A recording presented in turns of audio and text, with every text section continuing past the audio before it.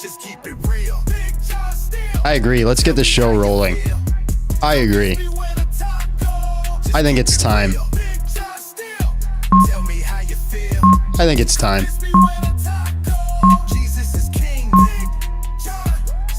What's up, folks? What's up? It's been a week.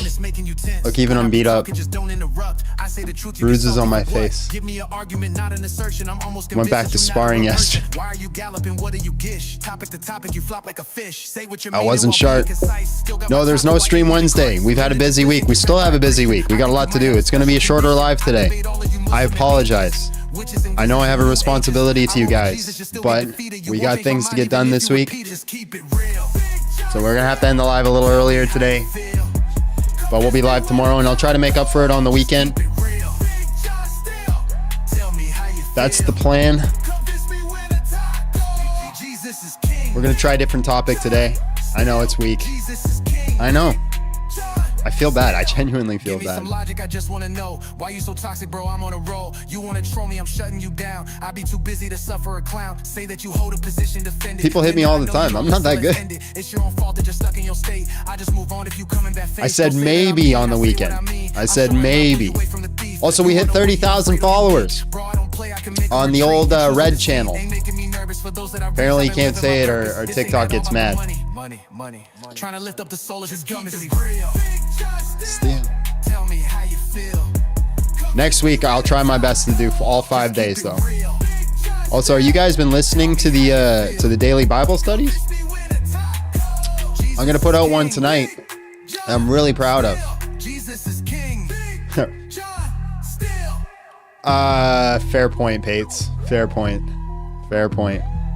What's up, guys? How is everyone doing today? You had to get a what? A septoplasty? I don't even know what that is, bro. Sounds bad, though. Smash the like button, share live, do the things that you need to do. Let's do a quick prayer. Lord, thank you for this day. Thank you for this blessings. Thank you for all that you give. I ask that you walk with us this day, that you're present with us, every one of us. Allow the Holy Spirit to move through all of us, but me specifically today, to make sure that I act in a way that's accordance with you and your will. Help me be convicted of what is right in your eyes and edifying. Bring in good and fruitful conversations, but at the end of the day, Lord, it's in your hands. If you don't want good and fruitful conversations, you do what you want. You're the boss. And just help us be okay with that. You are king amongst all things. In Jesus' name, amen. In the name of the Father, Son, Holy Spirit. I need a little hype today. We've had a rough week, guys. We had a rough week, and we're only what? We still got a lot of week left.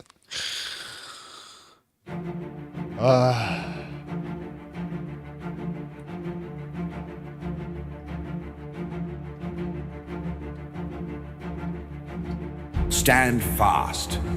Stand fast, Christians, believers, soldiers of the Most High.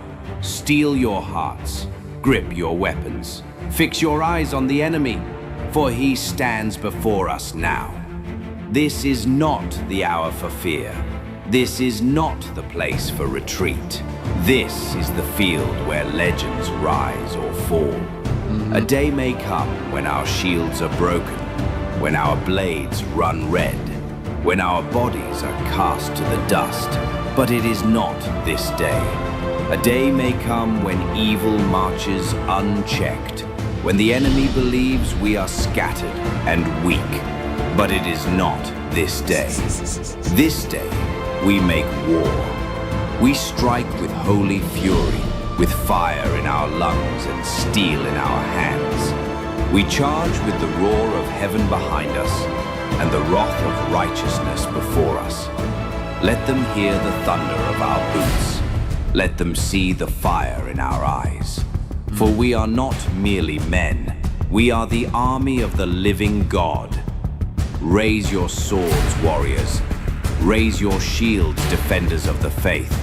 Today we don't run. We ride. We clash. We conquer. We bring the storm, we bring the reckoning, we bring the war to their gates.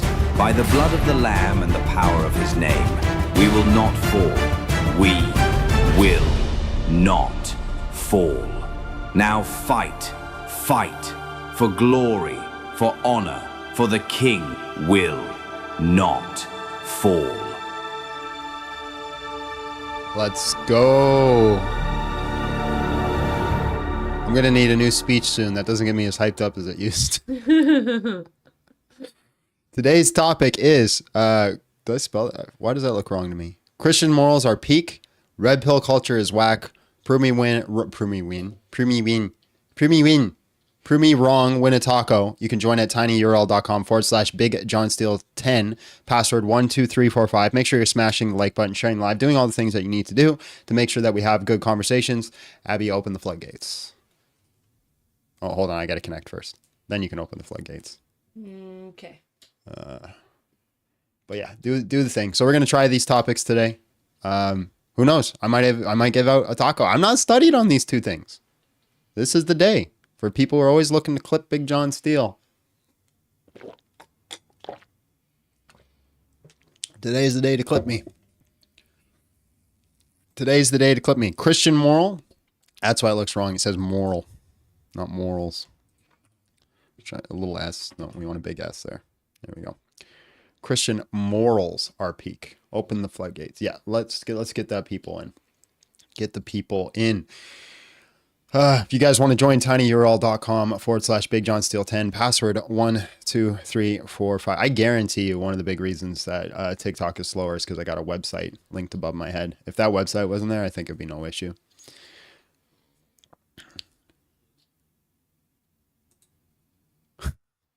Only butt cheeks. That's all you need with William Wallace. I watched that as a kid, and that'll be in my head forever. Eric came in with $1.99, says coffee check.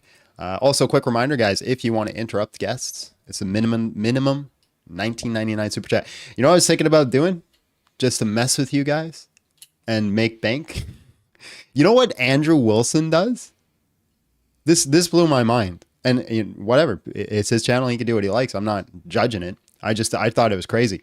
He'll do like a TikTok raid, because I was working the other day and he was live, so I watched it.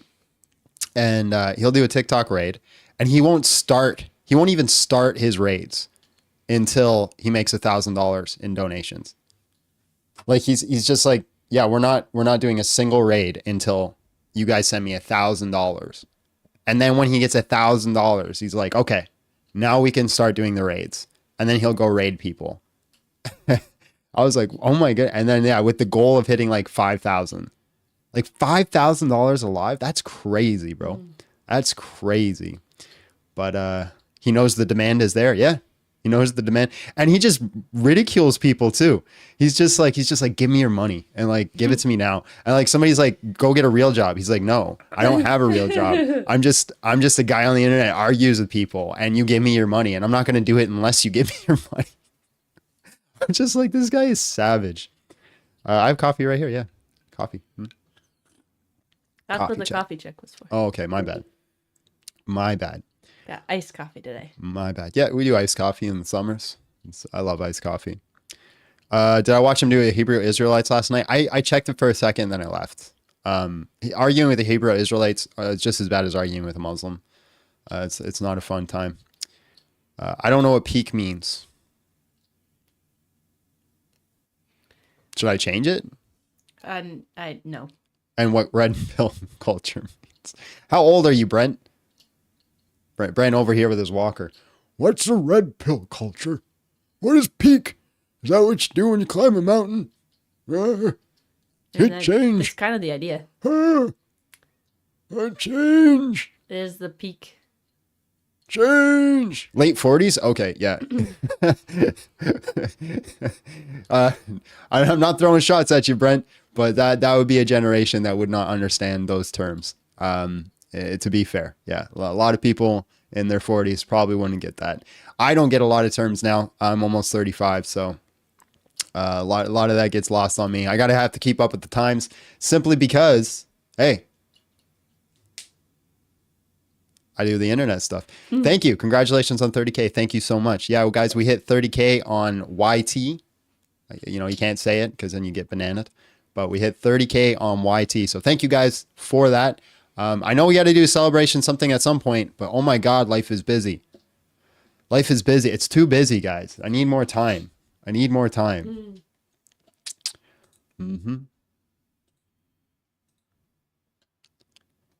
Hello, how are you? And just real quick, how old are you? I'm 20 years old and I'm good. How are you? All right, bro. I'm good. Christian morals are peak. Red pill culture is whack. Prove me wrong, win a taco. Which one do I have to talk about? Or do I have to talk about both?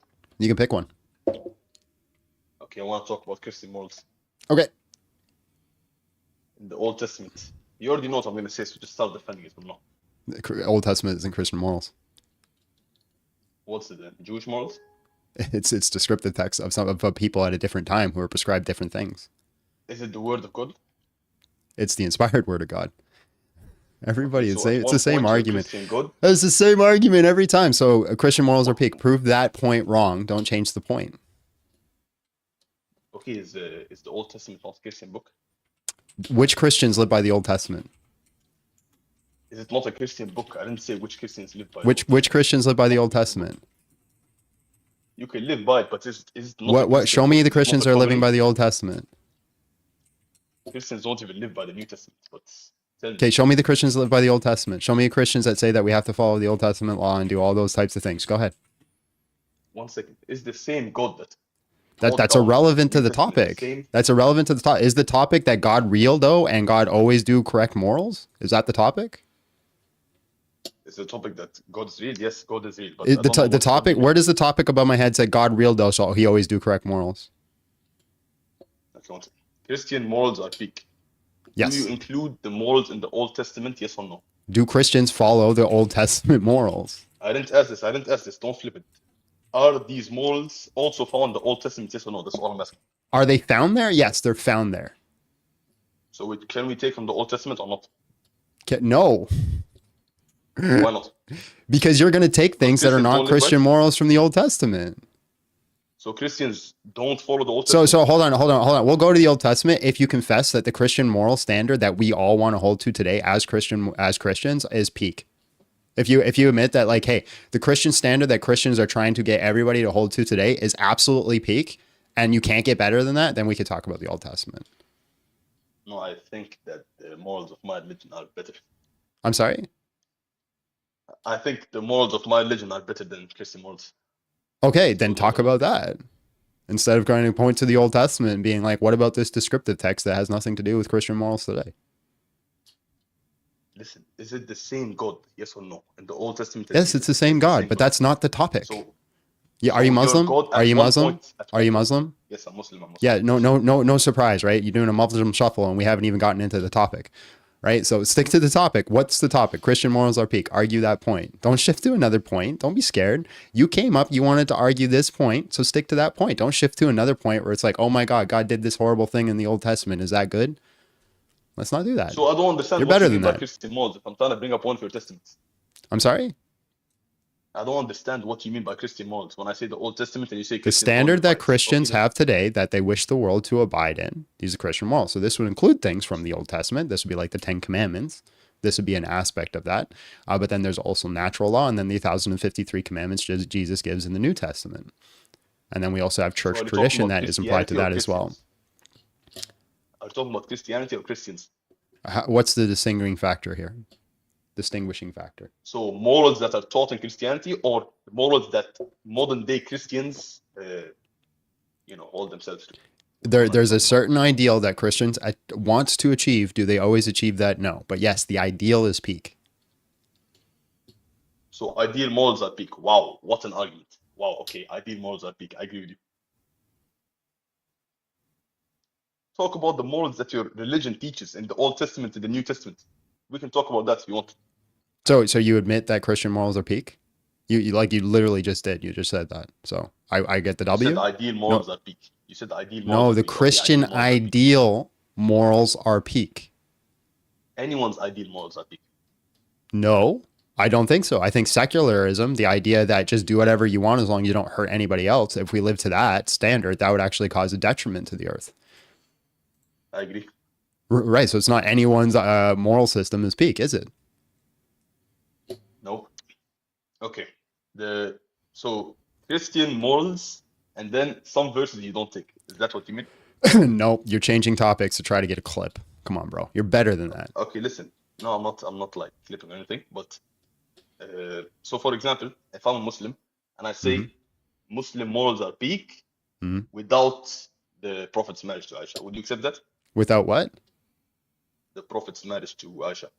Without the no, I think there's still some other problems that the Prophet has, but I think that's a huge problem. So yeah, if you guys threw that away, I think that there's a lot of moral aspects that are positive in Islam, sure.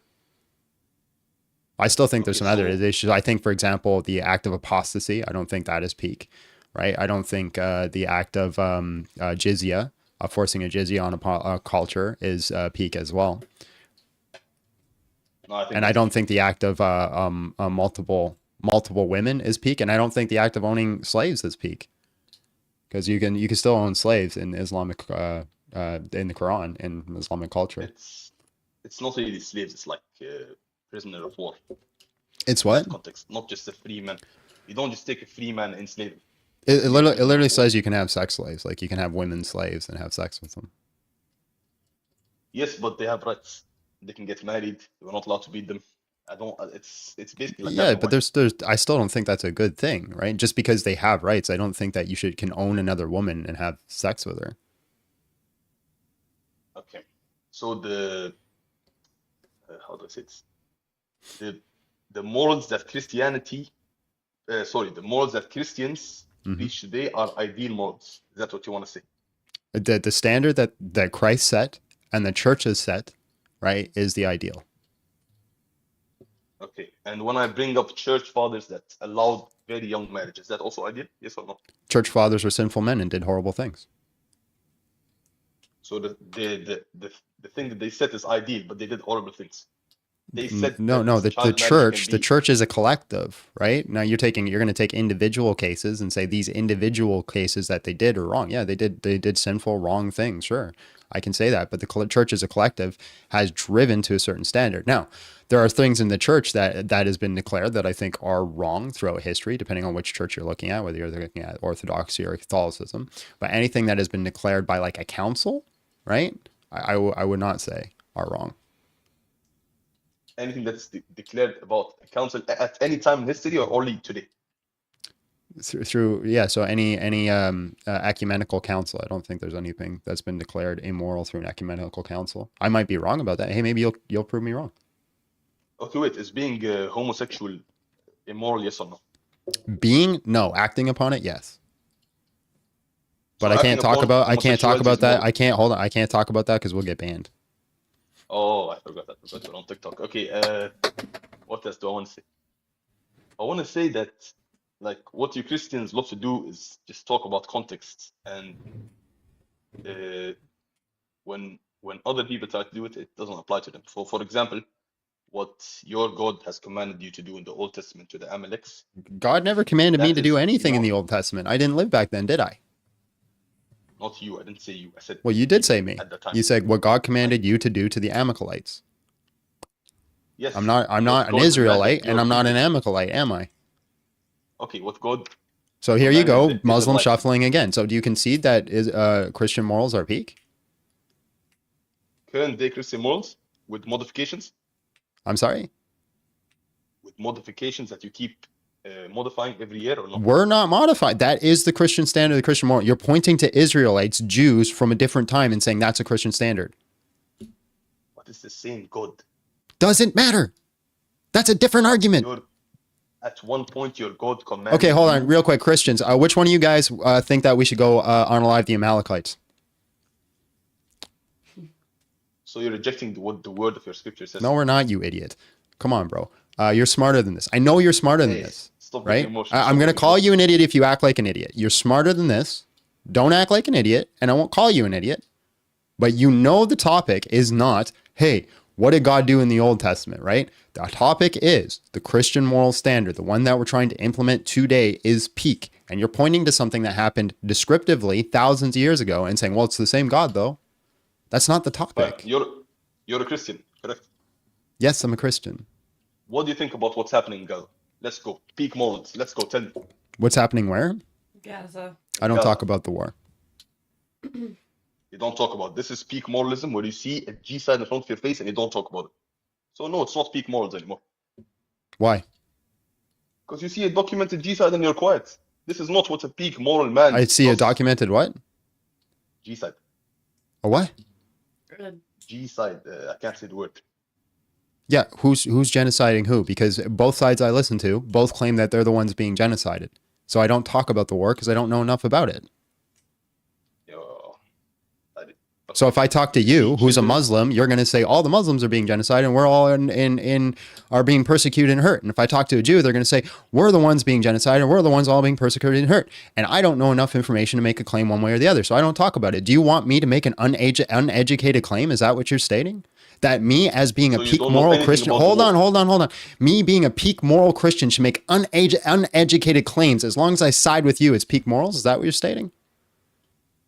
I'm saying a moral man sees wrong and talks about it. He doesn't say, I don't know enough about the war. I don't know enough about it. And I do see wrong. And I think you guys should both stop trying to kill each other. How about that? How about you both stop? How about both sides stop trying to fight each other?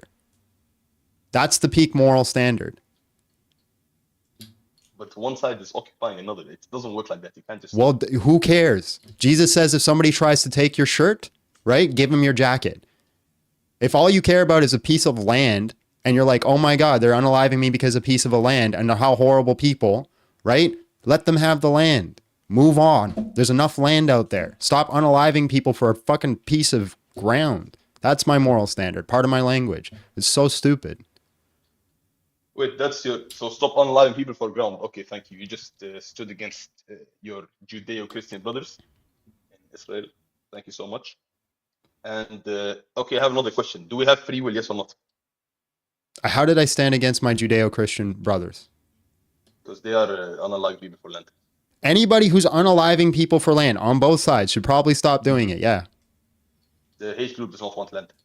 The what? The H group that is fighting in Gaza do not want land. Only the Israeli forces want. Okay, so then why haven't you left? Why haven't two left?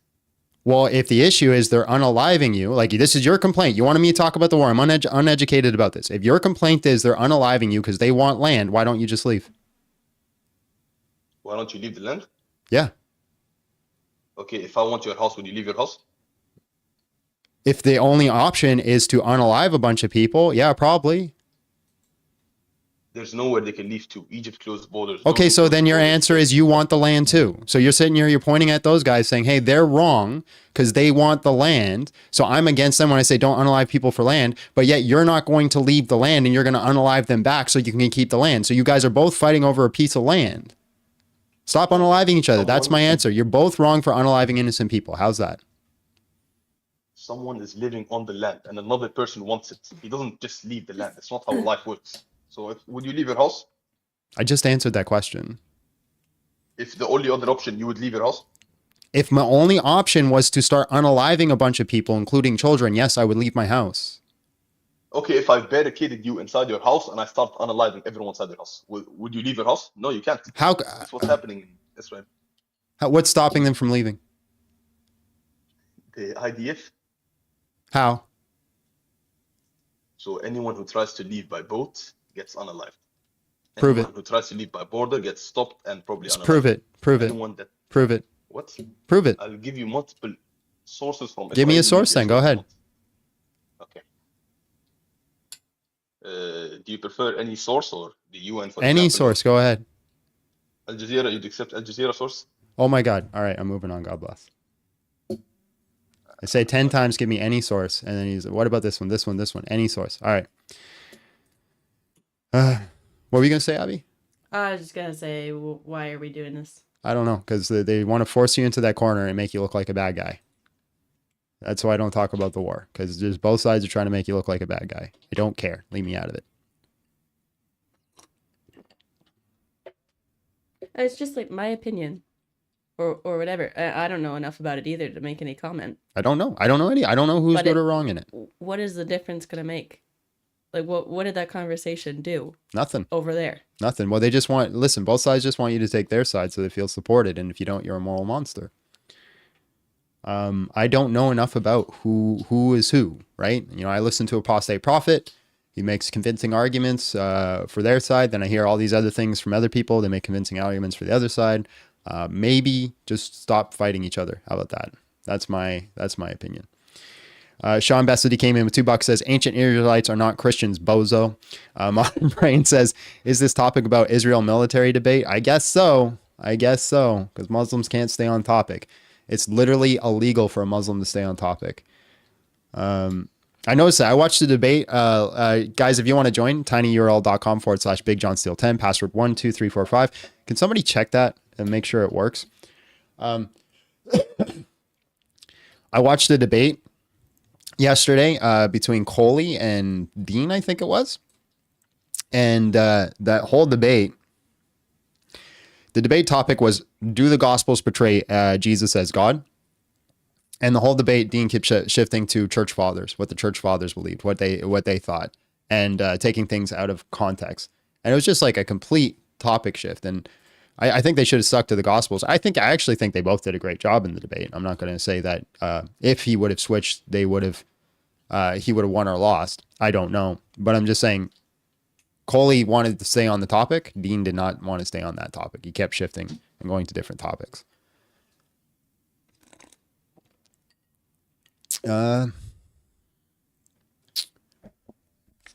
there we go. Done. See if this is just someone helping me or if this is a guest. No, didn't work. Okay, I'm going to try it real quick to make sure it works.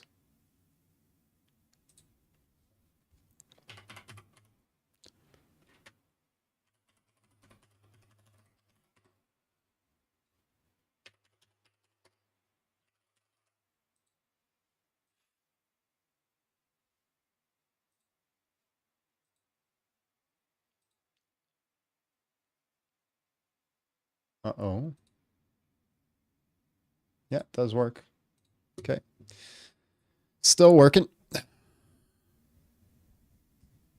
Still work. All right, guys, today's topic. Christian morals are peak. Red pill culture is whack. Prove me wrong when to taco. Join here at tinyurl.com/BigJohnSteel10. Password 12345. I got to find a way to stop cussing. I'm trying to do it, man. These people come in and they just are so dumb. They're so dumb. And they just like force it and they try to force something. And you just, and you get frustrated. Your favorite show is on. What's up, bro? What's up? Well, it won't be your favorite show if we don't get any guests. We don't get any guests. Jesus was not a pacifist. This is correct. This is correct. Lord came in 499. You won't the word Palestine in the Quran, but you will find Israel mentioned 43 times in the Quran. Oh, I see what you're saying. Okay. I don't want to talk about it. I don't want to talk about the war. Follow John and X. Super based comment. Super based. Follow John and X. I know a lot of you guys stay off X, and it's probably good. Like, listen. What did I click there? Give Abby a taser. She'll zap you every time I cuss. That's a good. Do a shock collar. That'd Like be a kind of funny. Actually. dog shock collar every time I cuss. I will. I'm not against that idea actually. Every time I cuss, Abby hits the button. What was I just saying? Oh yeah, so I get why you got a lot of you guys stay off X. It's really like listen. I'm pretty conservative, but that place is a little like that place gets Nazi sometimes. Schnazi. It gets a little crazy over there.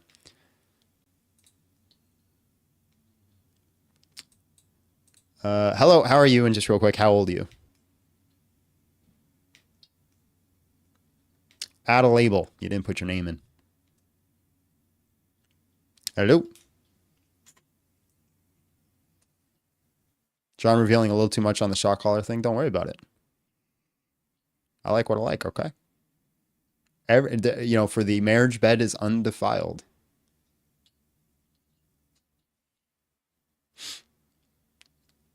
X switched from one extreme to the other. It did. Yeah, it went like it was really left, and then Elon got a hold of it and it went really right. Like, listen, I'm all for freedom of speech, but maybe there's a little too much. Because I've seen some people say and do some things over there, and I'm like, maybe the left had a point here. Maybe we should limit a little bit of speech. A little bit. Where's the line, John? Where's the line? I don't know, man, but we got to figure it out because some of the things they're saying, and then people are on board. Like, I saw some racist stuff on there the other day. Where somebody was like, white people are superior. And then people are liking and, oh, yeah, we absolutely are superior. Yep, we're the best kind. I appreciate the quote. What's the quote where it's like, I'd rather know who's like, Yeah, but I get it. But here's the thing. Here's what concerns me. Is like, let's say somebody is like, man, I feel like I'm better because of the color of my skin, but the whole world's against me on this. So maybe I'm wrong. I'll look at it. Or I feel like I'm better at this color of my skin. Oh, look, there's a group of who people also think that. Oh my God, there's a whole community. Maybe I am justified in thinking I'm better because of the color of my skin. I don't know. It's scary. It's scary. I don't want to limit speech, but like, it could be a thing. I don't see your microphone connected. 1, 2, 3, 4, 5. If you guys join, you have to join on a Chromium browser. I know it sucks, but it is what it is. It is what it is. It's a tough balance. It's a tough balance, ladies and gentlemen. How is it that we got 700 people watching and nobody wanting to join? Nobody. Mitchell came in with $2. Says free speech is for the stuff we don't want to hear. Yeah, I don't know, man. I don't know where the line would be. I don't know. It gets too much though, because you can't limit it too much, because that's what you ended up with the liberals. They were limiting all of speech, like anything, like any political point, anything that was like Like you just said, I support a certain politician. They banned you. TikTok really limits speech. I don't know how many times I banned. My favorite thing about TikTok now is they show you the reasons they ban you.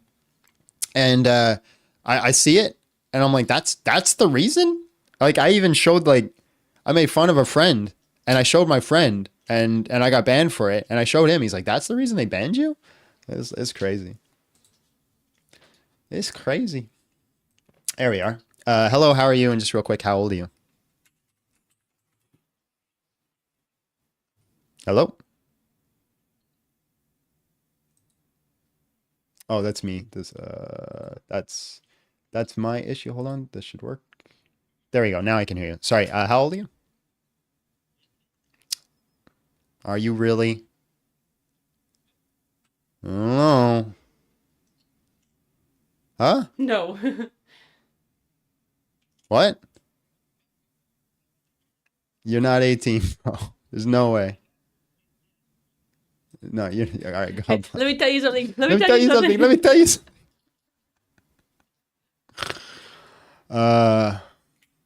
Watching Big John kinky steal on the toilet is peak. Whoa. Whoa. Hold up. Wait a minute. Let me ask you something.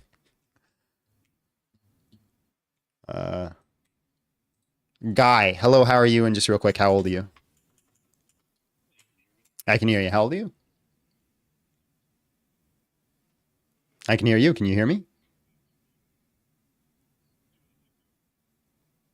Test 1, 2. A test 1, 2. A microphone test 1, 2, 1. I can hear you. Can you hear me? All right, man. How old are you?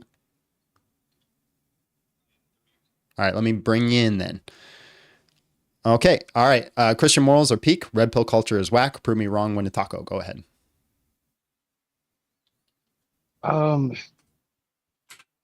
You said Christian morals are peak, Yep. and you want me to prove that Christian morals are not peak? Yep. Oh. I guess I misunderstood the assignment. Oh, what did you think the assignment was? I thought you were trying to seek meaning behind Christian morals. Nope. Nope. No, that's not it. So you believe you're a believer. I'm a Christian. Cool. All right. What is red pill culture? It's like Andrew Tate. Oh, yeah. No, I agree with all your points then. All right. God bless. You too. Do do do do do. Do do do do. Do do do do do do do. Gideon, hello, how are you? And just real quick, how old are you?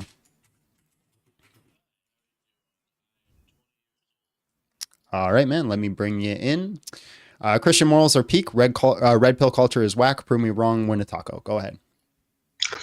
I think I would just like to talk about your stance on abortion and abortion rights. Nope. Nope. Nope. Not today. Oh, all right. Well, I think I mostly agree with Christian morals, but just looking at your YouTube channel, a lot of the stuff that you've had to say, I don't feel like it aligns with that. How? I'm mostly referencing your stance on abortion. I feel like women should have the right to choose what they do with their own body. So you're just trying to navigate the conversation into the argument you wanted instead of the actual argument by doing some like wordplay. Well, I guess it is a Christian topic since most of the people arguing against abortion are Christians. Let's do this then. Instead of like whether or not a woman has a right to unalive. Okay, let's say how would the world get worse if women didn't have the right to unalive their children?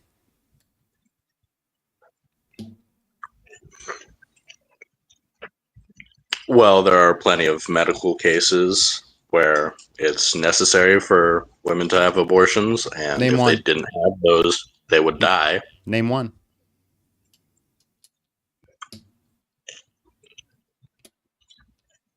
Name one medical case where a woman would die without an abortion. Where it's necessary. I mean, there's been plenty. It's Name one. a pretty common occurrence where women die in childbirth. Name one.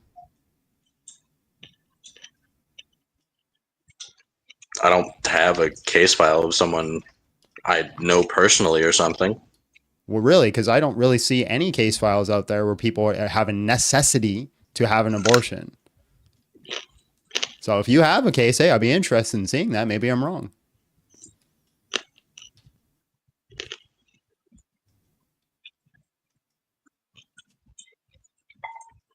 Well,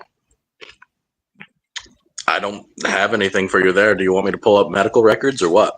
Yeah.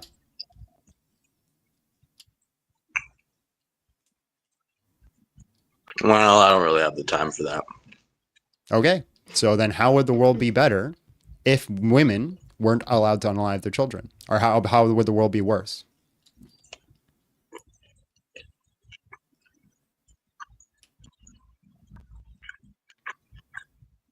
Well, I suppose we would have more children in the foster care system, which is very inherently flawed. Well, if we had a Christian moral system, they wouldn't be put in the foster care system, would they? So how would the world be worse?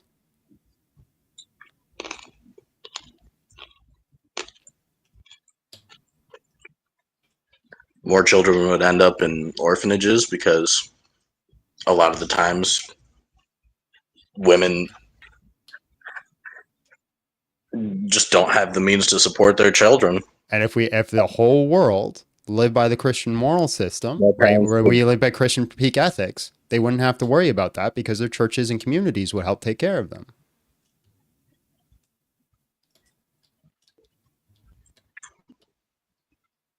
Yeah, I suppose you're right. So Christian morals are peak.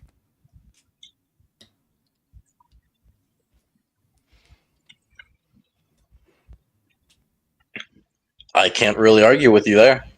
Based. I'll take the W. All right, man. Anything else? No siree. All right. God bless.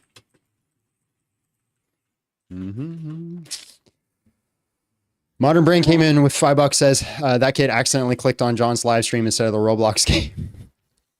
Roblox can I actually kind of want to get Roblox because like I've seen some like crazy game because you can have any game on there apparently I heard, and there's some crazy VR games I wanted to play. I was like, that looks cool. Darth Meerkat came in $5. Says that new corpse bus discussion was a hard one to watch. His arguments actually had me making faces while I listen at work. Keep up the good work. Yeah, guys, go watch my latest video I just put out. That was an interesting one for sure. Thank you for watching it, by the way, and then reminding me to promote it.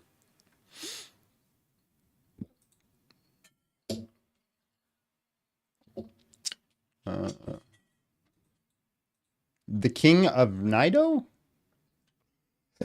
Hello, how are you? And just real quick, how old are you? Don't forget about your atheist question. We're going to do a special live for that, I think. Oh, okay. All right, bro. Give me 2 seconds and I will bring you in. Also, can you hear me okay? Yeah, I can hear you. All right, man. Okay. Christian morals are peak. Red pill culture is whack. Prove me wrong when to taco. Go ahead.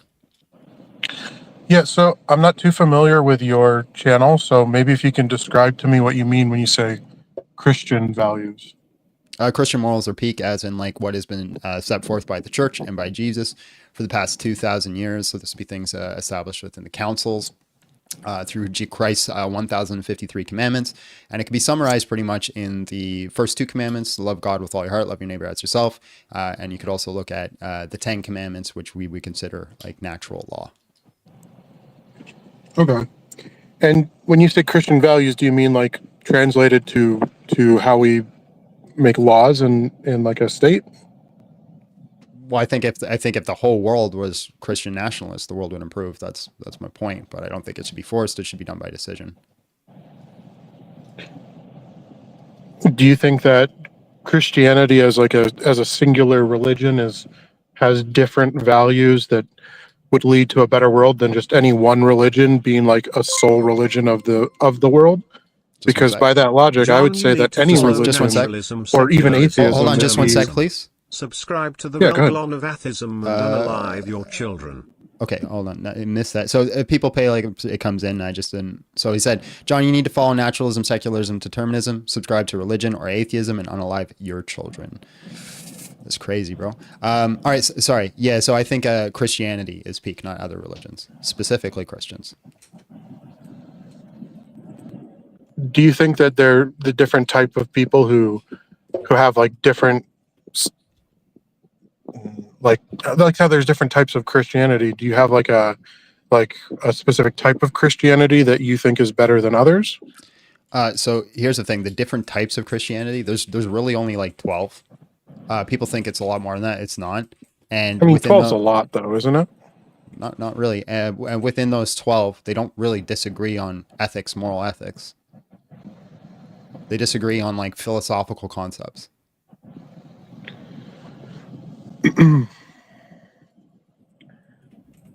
So, what would be like a law that you think Christianity has brought around that is for the betterment of society? Almost all of Western laws were established by Christian moral values. Yeah, you can see this from the historian Tom Hardy. Tom Hardy has made a book about this. I forget what it's called. And I'm not talking about Spider-Man. But he made a book about this that shows that the majority of European and Western philosophies for ethics came from Judeo-Christian values. Okay, so I think my argument then is going to be, and if you're okay arguing about this, is that I think atheism in general leads to a more well-balanced society that represents more people than Christianity. Sorry, Tom Holland, not Hardy. That was my bad. You're thinking of Venom. Yeah, I was thinking of Venom. Sorry, go ahead. Yeah, no, I was just saying, I think that atheism in general would lead to, when it comes to lawmaking, leads to a better society that accurately represents more people than any one religion would represent all people. Religion can be usurped to argue for really terrible laws, like how when we saw during, prior to the Civil War, Christianity was used to argue not only for the abolition of slavery, but to argue for keeping it around. Okay. So first of all, there are no ought claims in an atheistic worldview, right? And there are no ought not claims in an atheistic worldview. It's just the lack of a belief that people love to tell me all the time. If you're talking about like this, the Secular Humanist Manifesto, that's also filled with just ought not claims. They're not ought claims, and I think the world's better with ought claims. Also, when you talk about the slavery thing, it's like, oh, Christians justified slavery. Literally nobody except for Christians talked against slavery until recently. So the very first writing against slavery came from a pope, Saint Gregory, or Pope Gregory, I think it was, and that was in the 1800s. And then it was Christians that decided to do the abolishing of the slave trade and start the Underground Railroad because they were humans made in the image of God. Up until that point, nobody throughout history even contended with slavery. You can't find a single writing where anybody was like, this is wrong. That's not really my argument. My argument isn't about whether or not Christians argued against slavery. My argument was that Christians at the time argued for slavery as well as some argued against it. So religion in general doesn't always mean you're going to come to the best and the ones type that of argued, law just because you follow a certain type of principle. And the ones also, that I don't agree with you that atheism. Let me touch that point. The ones who argued for slavery had to remove parts of the Bible before they gave it to their slaves, because if they didn't, they knew the slaves would find out they had value. You can look it up yourself. It's called the Slave Bible. It misses a large portion of the scripture. Okay, I mean, but that doesn't change the fact that there were people who argued for slavery using so you're giving me a description Christianity as a religion to justify it. Yeah, you're giving me description rather than prescription, right? So if the person in the descriptive area is not prescribing all the totality of the Christian values, then clearly they're not doing what is right. My argument is if we subscribe the totality of Christian values, you're going to reach peakness. You're saying people didn't do that. That's fine. I agree there. Christians didn't do that. I'm saying that people can use the Bible as just a reference, and they can choose parts of the Bible to argue for things that I don't think make a good society. So, that's like, irrelevant. As just an example, someone could like harp on one of the 10 commandments about how to treat your slaves and argue that, well, if God gave a 10 commandment where slaves existed, then obviously slavery must have been part of his divine plan. I don't Right. agree with Your- that. your argument- but your you could argument- make that argument. Your argument here is that people could not represent Christian values. That's your argument. That's not what I'm saying. I'm If saying that people- historically, many people have used religion to Right, that's a to description, argue not a prescription. for things that I don't think benefit society. That's a description, not a prescription. So can you give me a prescriptive value that Christians hold that you're against? Sure, I think prescriptively, I think it's better to have religion not be used as a pro or a negative when arguing about what can benefit society. That's like an overarching all things. Can you give me a specific thing, a prescriptive thing that Christians want to assign to the world that you think is bad? Yeah, I could probably give a lot, but I guess I know you just spoke about this, so I'll kind of rebound on, like piggyback on it, on the abortion argument. Okay, so I how would think that- how would the world be worse? How would the world have a detriment if women weren't allowed to unalive their children? Sure. So I think that there are times when medically it is necessary to Okay, have give abortions. me a time where it's medically necessary. Sure. Ectopic pregnancies is probably Ectopic pregnancy is not an abortion. Well, so ectopic pregnancy, when there is a fetus that is growing outside of the womb Mhm. and it is still growing and alive, and it is a harm to the woman's Right. bodily and health, and it could cause her death. And in this the specific scenario, doctors and in perform this an specific, abortion. it's not an abortion. In this specific scenario, it's a surgery that removes one dead thing to save another thing. So that thing is Except going to an die. ectopic That pregnancy thing is going not to dead. That thing is it going to die? And that thing is not dead. Is it going to die? It doesn't matter if it's going to die. Is it it going currently to die? is alive, right? Is it going to die? It doesn't matter if it's going to die. Is it alive? Answer the fucking question. Is it going to die? It probably will die, yes. Okay, cool. If it continues to go, will the mother also die? Yeah, the mother will most likely Right. die. And so, okay, great. Now, in the Christian values, when you look at the church, right, and what it states in this specific scenario, you can do everything possible to save the mother's life, which also includes up to the unaliving of the child, but you must try to save both lives. So again, what Christian value are you against? I'm not saying that is necessarily against a Christian value. I'm saying that if we come at it from without without using religion, that I think it allows for more accurately What saving Christian lives value? Because in again, those remember particular cases. remember the topic. The topic is, can you give me a Christian value that you disagree with? And you said the case for abortion. Except the church. Except the church. I think if you follow the Christian value, Except the church has declared in that specific scenario with ectopic pregnancy that you can perform that. So which value? yeah, but is worse? I don't think the church saying something means it's a Christian value. Yes. If No, the entirety of the I don't church, believe that. well, you don't get to decide that. Yeah, but the church doesn't get to decide that either. Then who decides it? I think that if you follow the scripture, that determines whether or not whether something is a Christian value. Oh, so you think that Christians have to hold to sola scriptura? Sorry, can you repeat that? So you think Christians have to hold to sola scriptura? I think that when you consider the Bible is called the living word and that people can get meaning from it, Who calls it the I living think word? that you have to accept that some people are going to come to different conclusions. So your whole argument from the very beginning of this conversation is people can come to different conclusions, so therefore they should. Yeah, I so think again, and that because people again, people can come to different Linda, you're forcing an argument I'm not even making. So I'm not making the case that we hold to sola scriptura. You're saying that I have to. Why? No, I'm not saying that you have to. I'm saying that, Yes, that you you are. also have to accept that there are going to be people who have different Christian values from you. And so if you want to make law Which is based on why they have to Christian submit to a values, church. then you're going to have to accept that some people will Oh my God, you can't be say this that stupid. ectopic Please pregnancy listen. abortions Please are listen not to what okay. Please listen to what I'm saying. Which is why you have to listen to a church to stop people from just opening the Bible and going, "This is my interpretation." So part of the Christian value system, which is also in the Bible, is that you submit yourself to a governing body, which is the church. Okay, but what if the church becomes corrupt? We've If they seen hold many to the Christian times where that has values, happened. that's irrelevant to the point. It's not The point- irrelevant to the Yes, it point. is. Listen and pay attention, you fucking moron. Pay attention.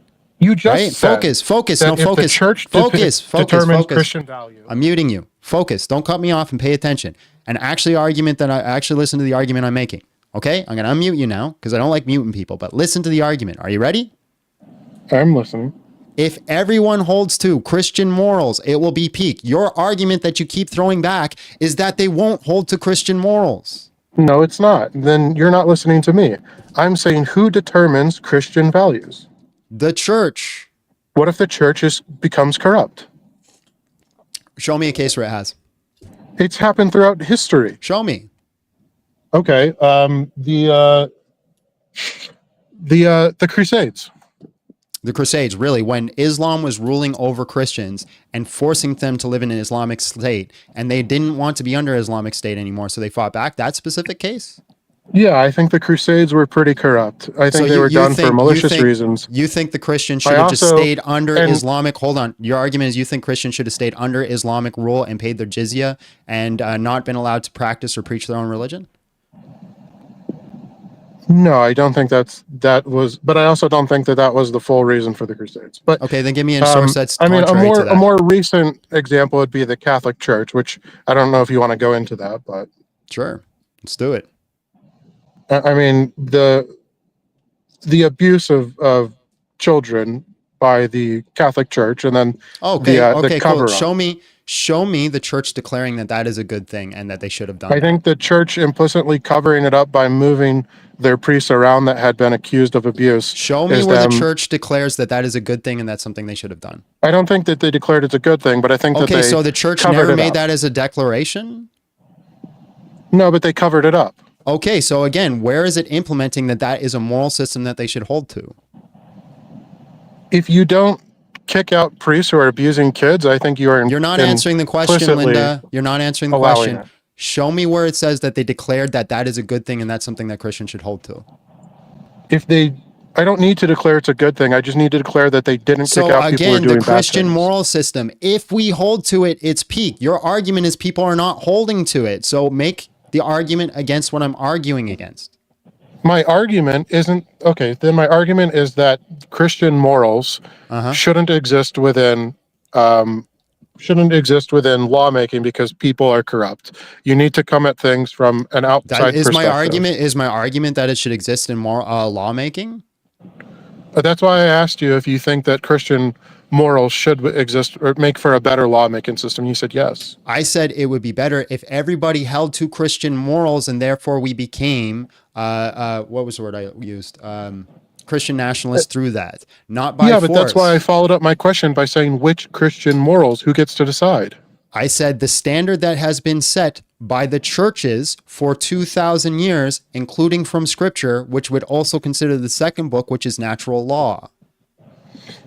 Yeah, but you're still not contending the fact that people can be wrong or be corrupt. Yes, people do wrong things. You fucking idiot. Yeah, but pay attention.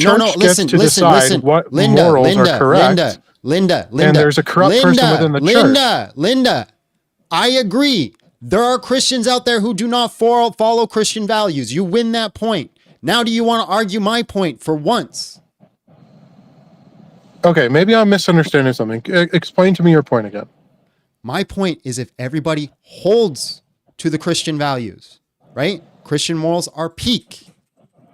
Not that there are people who always hold to it, or the Christians I'm still trying to understand which Christian morals. The Christian morals that have been set by the church for 2,000 years. That could be the summary of the 10 commandments, for example, or the 2 commandments. Love God with all your heart. Love your neighbor as yourself. I explained this at the very beginning of the conversation, but you keep just pointing to people who don't follow those and saying they didn't do it. So I guess I'm not really pointing to people and saying they didn't do it. I'm saying I'm pointing to instances where people have used religion or the Bible as saying that they're following Christian values. And he's just making the same argument again. God bless. What? What are you looking at? Nothing. Bro literally just did the same loop all again. Yes, there are Christians out there who do not hold to the Christian moral system. When I asked them very specifically, I asked them straight up, I said straight up, can you give me an ethic that Christians are trying to implement that is wrong? He could not do that. He just goes back to descriptions where people did not do it. Same loop over and over again. Let's try again.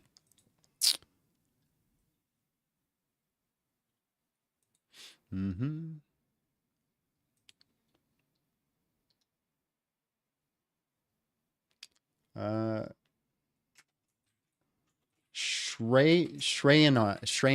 Hello, how are you? And just real quick, how old are you? Shreyanad? Shreyanad? Oh, sorry, sir. Yeah, real quick, how old are you? Okay, let me bring you in. All right, man. Christian morals are peak. Red pill culture is whack. Prove me wrong, win a taco. So is this a debate? Or All right. Let's do some super chats. Modern Brain came in $5, says John will win a debate even if the topic is not on the debate. Drizzly came in $5, says sorry if this was already asked. What is my opinion on abortion when done by a victim of assault? I do not think that you punish the child for the crimes of the father. Mitchell came in $5. Have a great day. Time for me to go to work. Have a good day, Mitchell. Pates came in with $2.99. Says Andrew Garfield, the best Spider-Man. No, I like him, but I don't think so. Christ's Life came at $2. Says also seriously, congrats on 30K. Thank you very much. Gabriel came in with $5. Says if they were abusing and covering it up, they are not following the Christian morals. How is that difficult to understand? Based. Somebody gets it. It's a simple concept. They were covering it up. So then how is that a standard of Christianity? If they're covering it up, it's not a standard of Christianity. If it's a standard of Christianity, they would have just said, hey, yeah, they abuse children. This is a good thing. Yeah, let's allow it to happen. Christ of Life came in $5. Says, let me just repeat my argument 10 times, John. Oh my God. That was frustrating. Let's bring in the next guest.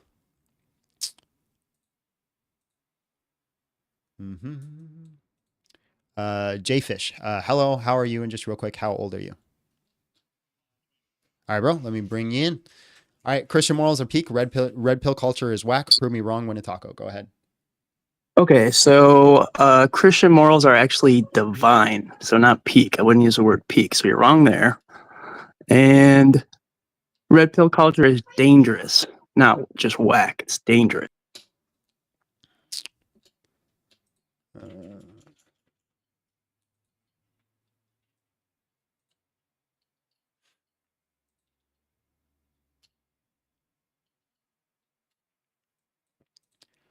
Thomas, hello, how are you? And just real quick, how old are you?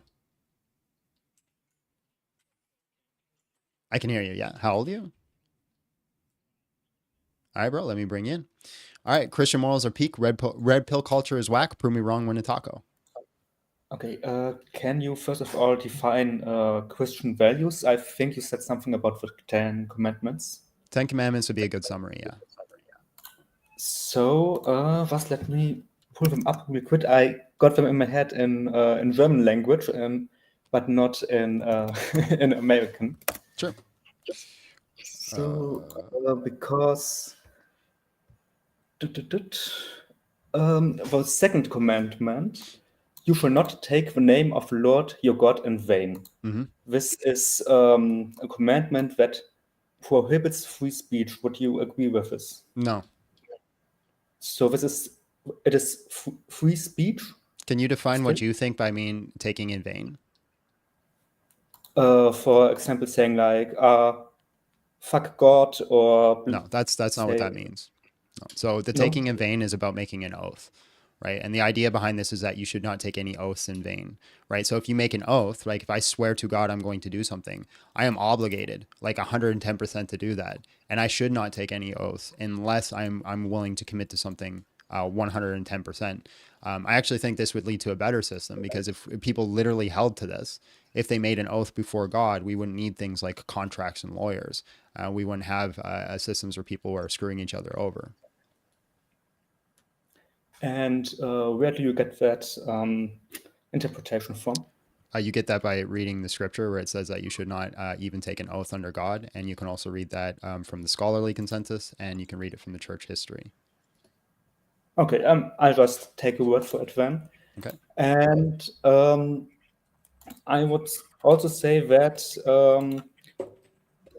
loving one another, the peak Christian value of that Jesus Christ said, love your next. I don't know the English word. Sorry, which one are you on? Not one of the commandments. It's just what Jesus said about loving your neighbor? Yeah, so the summary of all the commandments is love God with all your heart and love your neighbor as yourself. Yes, I would not say, for example, the Catholic Church, I don't know if you subscribe to them, but from what I've heard so far, I would say that you do is pretty strict when it comes to loving consensual homosexual relationships. Right. Okay. So I can't really talk about homosexuality specifically because it'll get banana. But we can say this: how would the world not be improved if people honored the sacrament of marriage? How would people not? How would the world not be This is improved if we honored the completely sacrament of marriage? different. Oh, I think it's okay for gay people to marry. So, But that's not my question. My question is, if everyone on earth honored the sacrament of marriage, how would the world not improve? but why would you change the topic? I'm not From changing the topic. homosexuality? That is the topic. But again, No. I can't specifically talk about directly why like homosexuality would be considered unethical because I will get banned. But what I can talk about, which has also the same connection to it, is if every single person on earth honored the sacrament of marriage, the world would improve. How do you define honoring the sacrament of marriage? The sacrament of marriage is a man and a woman who live under a godly intent. Okay, and I would say you would prohibit gay and lesbian people. Right. Why I don't know. Can you please just listen to what did I say about speaking directly about homosexuality? What will happen? You get banned, but I speak Right. about So it. but then you keep So going I will back to it as if like you don't care if I get banned. So should I kick you or do we want to have a conversation? Oh, we can have a conversation, but maybe then. Okay. So then again, how does the world not improve if everybody honors the sacrament of marriage? I think forcing people to honor the so-called sacrament would deprive them of a free will and of their very nature in some cases.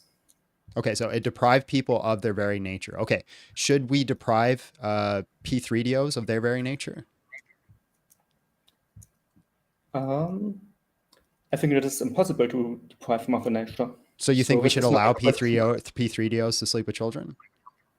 No. Okay, But so there are certain scenarios. This is not a consensual relationship. Right, that's not the question I'm asking. Are there certain scenarios where we can deprive people of their nature and the world would improve? Yes. Okay, so again, if we honor the sacrament of marriage, Oh no, we are not. Once again, if we honor the sacrament of marriage, how would the world not improve? We wouldn't deprive them of a nature. We would deprive them of living out the nature. Okay, so if we deprive people of living out certain aspects of their nature, the world can still improve. So if we all honored the sacrament of marriage, how would the world not improve? You're making a fallacy because you. Which fallacy specifically am I making? I wanted to say this before you cut me off. So if you would let me speak, I can tell you about it. You're taking a very specific example, an extreme example, and are generalizing this. You are talking about P3DO, which is a very much an edge case. Which fallacy? Which fallacy am I doing? Is this important to the point I'm making? Which fallacy you are doing? Can you give me the specific fallacy? Can you name the fallacy? Not off the top of my head, no. So then why is it a fallacy? If you don't even know what fallacy it is, how do you know it's a fallacy? Maybe it's because the logic doesn't follow from one to another. You can't take one extremely small sample and just apply the same to another. Right. So sample. I'm not saying that homosexuality is like P3DO. That's not the argument I made. That's not the logical. That's not the logical conclusion I was coming to. I'm saying the logical conclusion is that the world can improve by depriving people of their specific desires. So again, if we made everybody honor the sacrament of marriage, how would the world not improve? Okay, so again, you would take people that want a loving, consensual relationship. You're not answering the question. Not endorsed by the Bible. Why are you scared of the question? Are you allergic to it? Are you allergic to the question? Like if you answer the question, are you going to bust out in hives and like have a seizure? Oh, I was answered the question, but maybe you don't. You're not answering the question. So the question I will ask for the 15th time: how does the world not improve if everyone honors the sacrament of marriage? For example, I would tell me if this fits your definition of honoring the sacrament or not. But sexual relationships that happen before marriage, would this also not fall under honoring the sacrament of So marriage? your argument is that people have specific desires that they wouldn't get to live out, but we already concluded that you can deny people of their desires and the world would improve, right? No, not in all cases. I didn't say all cases. Can you deny people of their desires and the world will improve? In specific cases, yes. So you can do it. Yes. So if we force everyone to live by the standard of the sacrament of marriage, how would the world not improve? Okay, so beforehand you said we didn't say everyone. Now you are saying everyone. This is something that I don't strengthens care your about the argumentation. everyone part. You're not listening. No, I'm Is saying it logically you said everyone, possible? so let's Can you say deny? what you said? Okay. Sorry? You said everyone, and I'm not talking about everyone. I I'm didn't talking say about everyone. places. Yes. Well, no, you I said literally if we said forced everyone to do it. Yeah, I did say that. Fair enough. But again, I'm not saying everyone who has these desires is immoral or wrong. That's not even the statement I'm making. You need to listen to the actual statement I'm making. The statement here. And I didn't. Pay attention, right? I don't know why people are so allergic to these basic questions. You agreed that we can deprive people of certain desires and the world will improve. You already agreed with that. That can happen. Yes? If we denied everybody of these specific desires and forced them to live in the sacrament of marriage, how would the world not improve? They wouldn't procreate in the marriage because they're not attracted to the partner, and they would be miserable, and the partner would be miserable because they are living a life that is not true to their own nature. So they would procreate because that's part of the Christian moral standards, and they shouldn't be miserable because they should, according to the Christian moral standard, is strive to be better people, and you're not obligated to get married. That's another thing. You have other vocation or what's the word I'm looking for? What's the V word, Abby, where you can do other things? Vocation. You have other vocations that you can go into. Oh, so is it possible to be in a relationship, a sexual relationship, and not be married under your system? You're not answering the question. How would the world not improve? And I'm asking a clarifying question. It's not a clarifying question. It has nothing to do with what I'm saying. If everybody honored the sacrament of marriage, which includes not having sex outside of the sacrament of marriage, how would the world not improve? Okay, thank you. This was my question. Now you have answered it. And I already answered your question, I think, 3 or 4 times. I'll answer it again the same way. If you deprive people of the way that they want to be, and that doesn't harm others. Okay, so P3DOs want to sleep with children. Do we tell them they can't? Yes, because does the world improve? Person. Yes. Okay, so simply denying people of the way they want to be doesn't necessarily decide whether the world is better or worse, right? Because P3DOs would harm another person. The world can improve. The world can improve if everybody followed the sacrament of marriage. That's the argument here. The world would improve. Your argument is that it wouldn't because people wouldn't be able to live out certain desires, except for the fact that we tell people they can't live out certain desires all the time.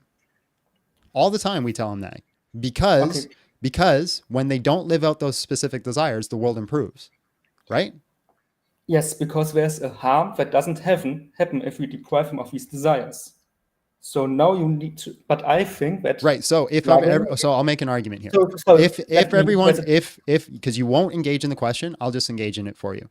If everyone held to the sacrament of marriage, we would have better child rearing, right? Because people have mother and father. Studies have shown that mother and father are important to the child.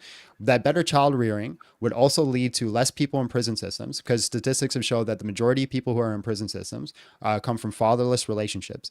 On top of that, we would have almost an expulsion of STDs and STIs because people would be honoring the sacrament of marriage. So, can you give me a reason why the world would be worse off if we all didn't honor the sacrament of marriage?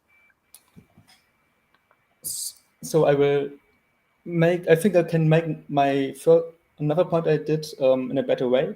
I would say that depriving someone from doing something that would harm another person, this is okay. Yes, if there's harm to another person, P3DOs, they do harm to another person, so we can deprive Okay, them of that. is the fact okay, hold on. So is the fact if the relationship is consensual, there is no harm between the two persons that are so you won't engage in the question. You just keep shifting back to the same stupid topic. So is it the fact that because more people are in prison systems and there are more STDs and more STIs out in the world that there's more harm happening? STDs are, of course, harm, yes. Right. So if we all honored the sacrament of marriage, would be less people in prison systems and almost the extinction of STDs and STIs? Yeah, likely. Yeah. Okay. So by people not honoring the sacrament of marriage, are people being harmed? I think it's yes, but it's doesn't Okay. So matter. there you go. There you go. Your argument, as long as if it harms people, we shouldn't do it. So people not honoring the sacrament of marriage causes harm to people, so we should honor the sacrament of marriage. No, because you are still harming them because you are depriving them of the right. Right, but you just simply having a desire does not give you the right to do something. We already argued that. You have the right unless up to the point where you don't harm another person. You already showed that it harms other people. No, it doesn't. Yes, you just conceded that STDs and STIs and prison systems harm people. But this is harm to oneself. So if you sleep with another woman and get an STD, this is harm to yourself that you freely choose from. And the other person and if everybody honored the sacrament of marriage, this is a possible risk that we are agreeing to. Maybe we can protect ourselves from it, maybe not. Well, your whole argument was that it shouldn't cause harm, that you can make the decisions as long as it doesn't cause harm. Now you're saying it can cause harm as long as you're consenting to the harm. Which one is it? Yes. And then it's okay if okay. What about people? What about people who don't do? Okay, hold on. Can you give me one person through all of history that consented to getting an STD or an STI? Yes, everyone that has unprotected sex. Okay, so then logically follows everyone who has unprotected sex consents to having a child and should not be allowed to have an abortion? Not necessarily, no. This is special pleading. But first of all, I think you need to special pleading. Special pleading. Speak a little because English isn't. Give me the symmetry breaker there. And then again, no, I think you can have unprotected sex. Like, for example, you can use a condom, not use a condom, but still use contraceptive devices like the anti-baby pill or the diaphragm. I can't. Hold on. There can still be hold on 1 second. $. Appreciate it. Appreciate it. All right, so you get your special pleading here. So no, I already mentioned that there's still the risk of STD if you're not using a condom. And, so you're saying everybody who doesn't use a condom, right, consents to getting an STD or STI. They consented to it. They signed up for it. They consent to the risk of having an STD. So they consented. So everybody out there who engages in improper sex consents to getting an STD or STI. So we shouldn't care. They consented. They're allowed. They're allowed to do that. You're misrepresenting me. I literally said they consent. So then everybody who engages in sex consents to the possibility of a child, and they should not be allowed to have an abortion. No, this is another topic. If you it's want, not another topic. We can talk about abortions. No, give me the symmetry breaker. So I would also say if someone gets an STD, they can go to the hospital. They can go to the doctor and have it treated, have it removed, and it's the same way for an unwanted pregnancy. Some you can't. And some STDs and STIs you can't. And so all we should do is those people, and we should say to them, hey, I don't have any sympathy for you. You consented to that. No, we can still have sympathy for them, of course. Why? They consented to it. Why should I consent to somebody who purposely does harm to themselves? That's your argument. That every single person who has an STD... Listen, guys, if you're in the chat and you've ever had an STD or an STI, it's your fault. I want you to know that. Yes. That's what he just said. It's your fault. And you are to be held responsible for it. You consented to it, and screw you. I didn't say screw you. That was something that you added repeatedly. But who else would be responsible for if not the person that does the act. Okay, so for let's having an just go to STD. the other direction then. You say that people can harm themselves as long as they consent to it. Can I just No, lop no. off? Hold on. Can I Again, lop? let's say on the first topic. Let's say on No, this. no. I'm shifting back now. You made the argument. how? You made the argument that people can just harm themselves as long as they consent to. Because originally you're goalpost shifting all over the place. That's why I'm going to goalpost shift now. Because if you don't want to argue fair, I won't argue fair. So your original point was that people can do it as long as it doesn't harm people. Then I proved to you that it still harms people. And then you said they could do it as long as they consent to the harm. So should I be Yes. allowed to just cut off my own arm and run down the street? Do you know what an open heart surgery Answer the is? question. I'm getting to the question. I need to answer. Just answer for it. Yes you. or no. I need for you to answer the question. Should I be allowed to cut off my arm and run down the street? Should the doctor be allowed to operate on you? No, I should be allowed to consent to this is your argument. I can consent to the own harm that happens on my body. So I can take a chainsaw off my own arm and just run down the street. Why can't I? You can. Why not? You don't think there's a problem with that? It will harm you, but if you can do this, yes, of course. And you think this is a better world than the Christian moral system? This is the world that we are living in right now. Yeah, it's shitty. It sucks. I don't think people should just be allowed to lop off their own arm and run down the street.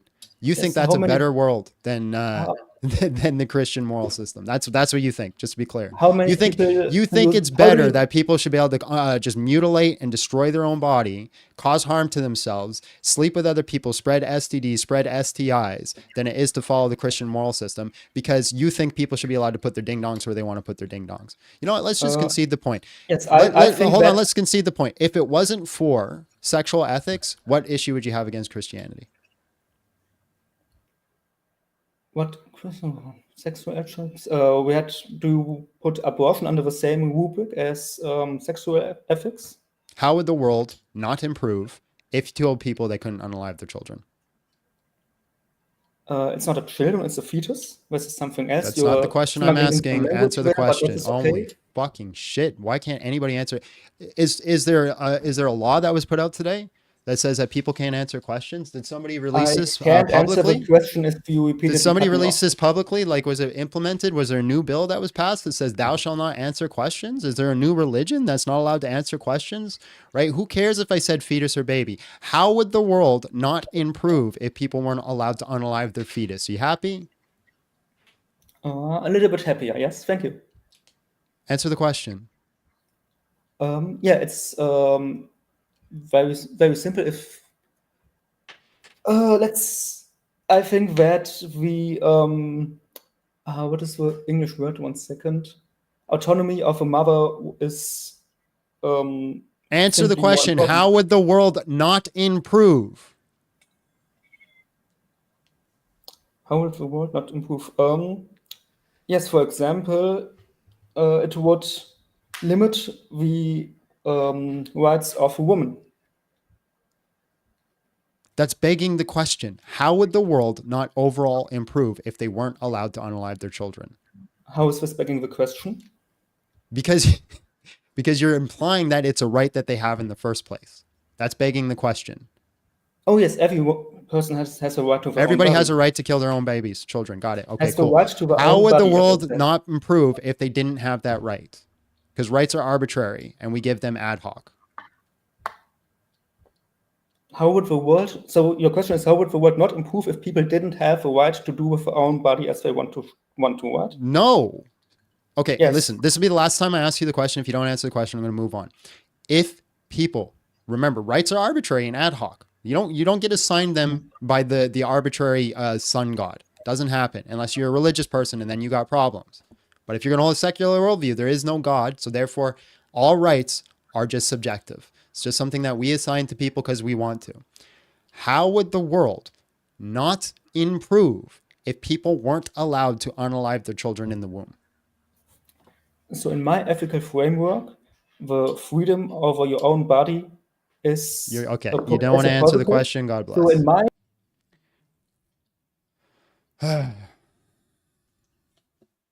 I don't know what's wrong with people today. Let's try another one. You can go. I don't care.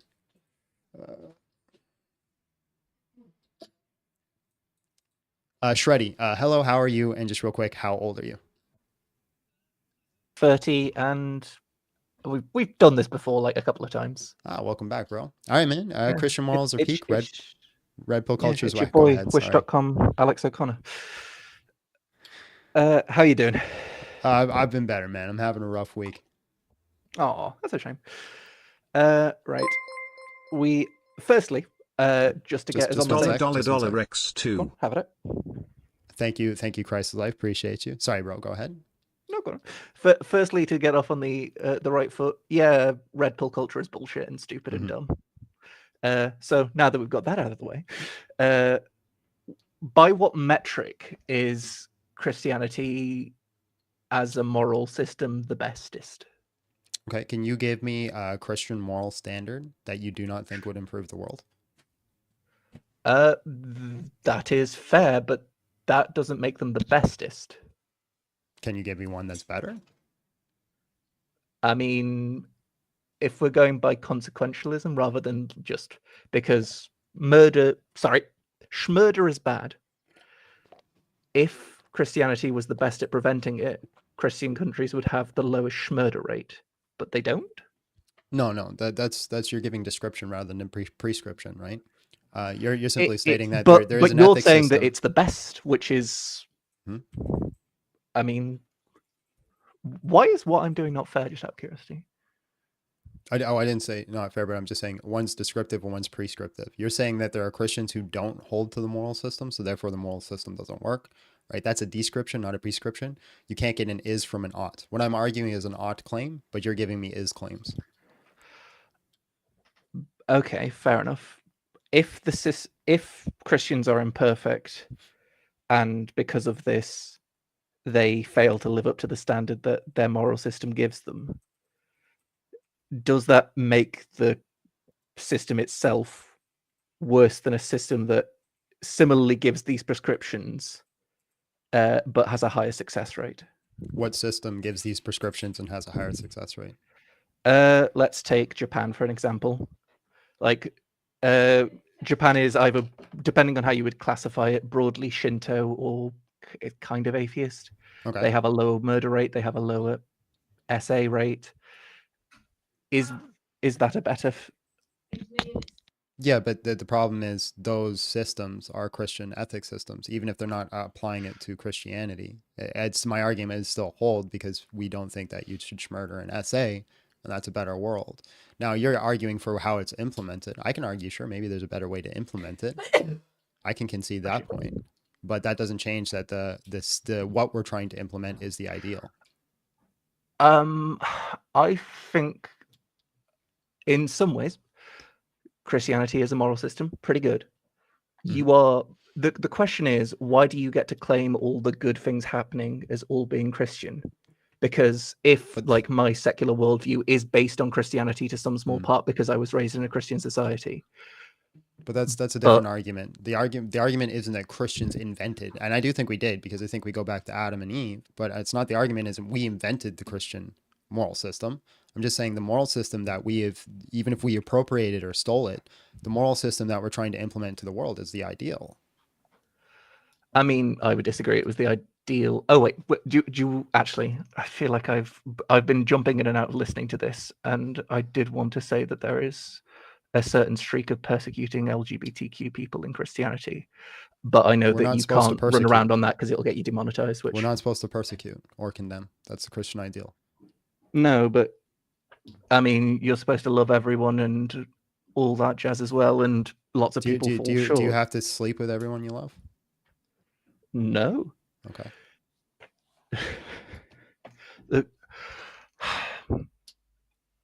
Okay. Christian morality is based on Jewish morality. Listen, does Jewish morality get to take credit for all the W's that Christian morality has? Sure, fine. But let's just do this real quick. If it wasn't for Christian ethics, what if it wasn't for Christian sexual ethics, what issue would you have with Christianity? Is that not enough? I'm just saying, is there anything else? Or seriously, like it seems to me that the only issue that people have hold on, let me land this plane. It seems to me that the only issue that people have with Christianity is that we talk about sexual ethics. That's literally the people try to portray Christians as the worst people in the world, but the only issue that you guys have is that, well, you guys want to stick your ding dong where you want to stick your ding dong, and we say you shouldn't. I mean, control over other people just based on what your book says seems like a worse ethical system than the exact same ethical system, but without that constraint. We can argue that. That's fine. We can make Yeah, that that's argument. fair. But I'm just saying, is that really the only thing that anybody has against Christianity? I don't know. Like, I am regrettably only one voice, and honestly, the last time I've called in, it's been about abortion, and honestly, I have a notepad, and that has plans for conversations about that for the future. But I think that's a Wednesday topic. So, but I saw you were streaming, and it's an interesting conversation. So this has been an hour of thought on my part, which is not great, and I apologize for a lack of planning. But it's an interesting topic. But I still don't think that you can say that we have a moral system written on our heart by God. That is a statement. It's not necessarily true, and I don't know how we would prove it. Yeah, that's beside the point. But so you can see the It's only kind issue. of in the point, because if that is untrue, it means that the Christian moral system is not.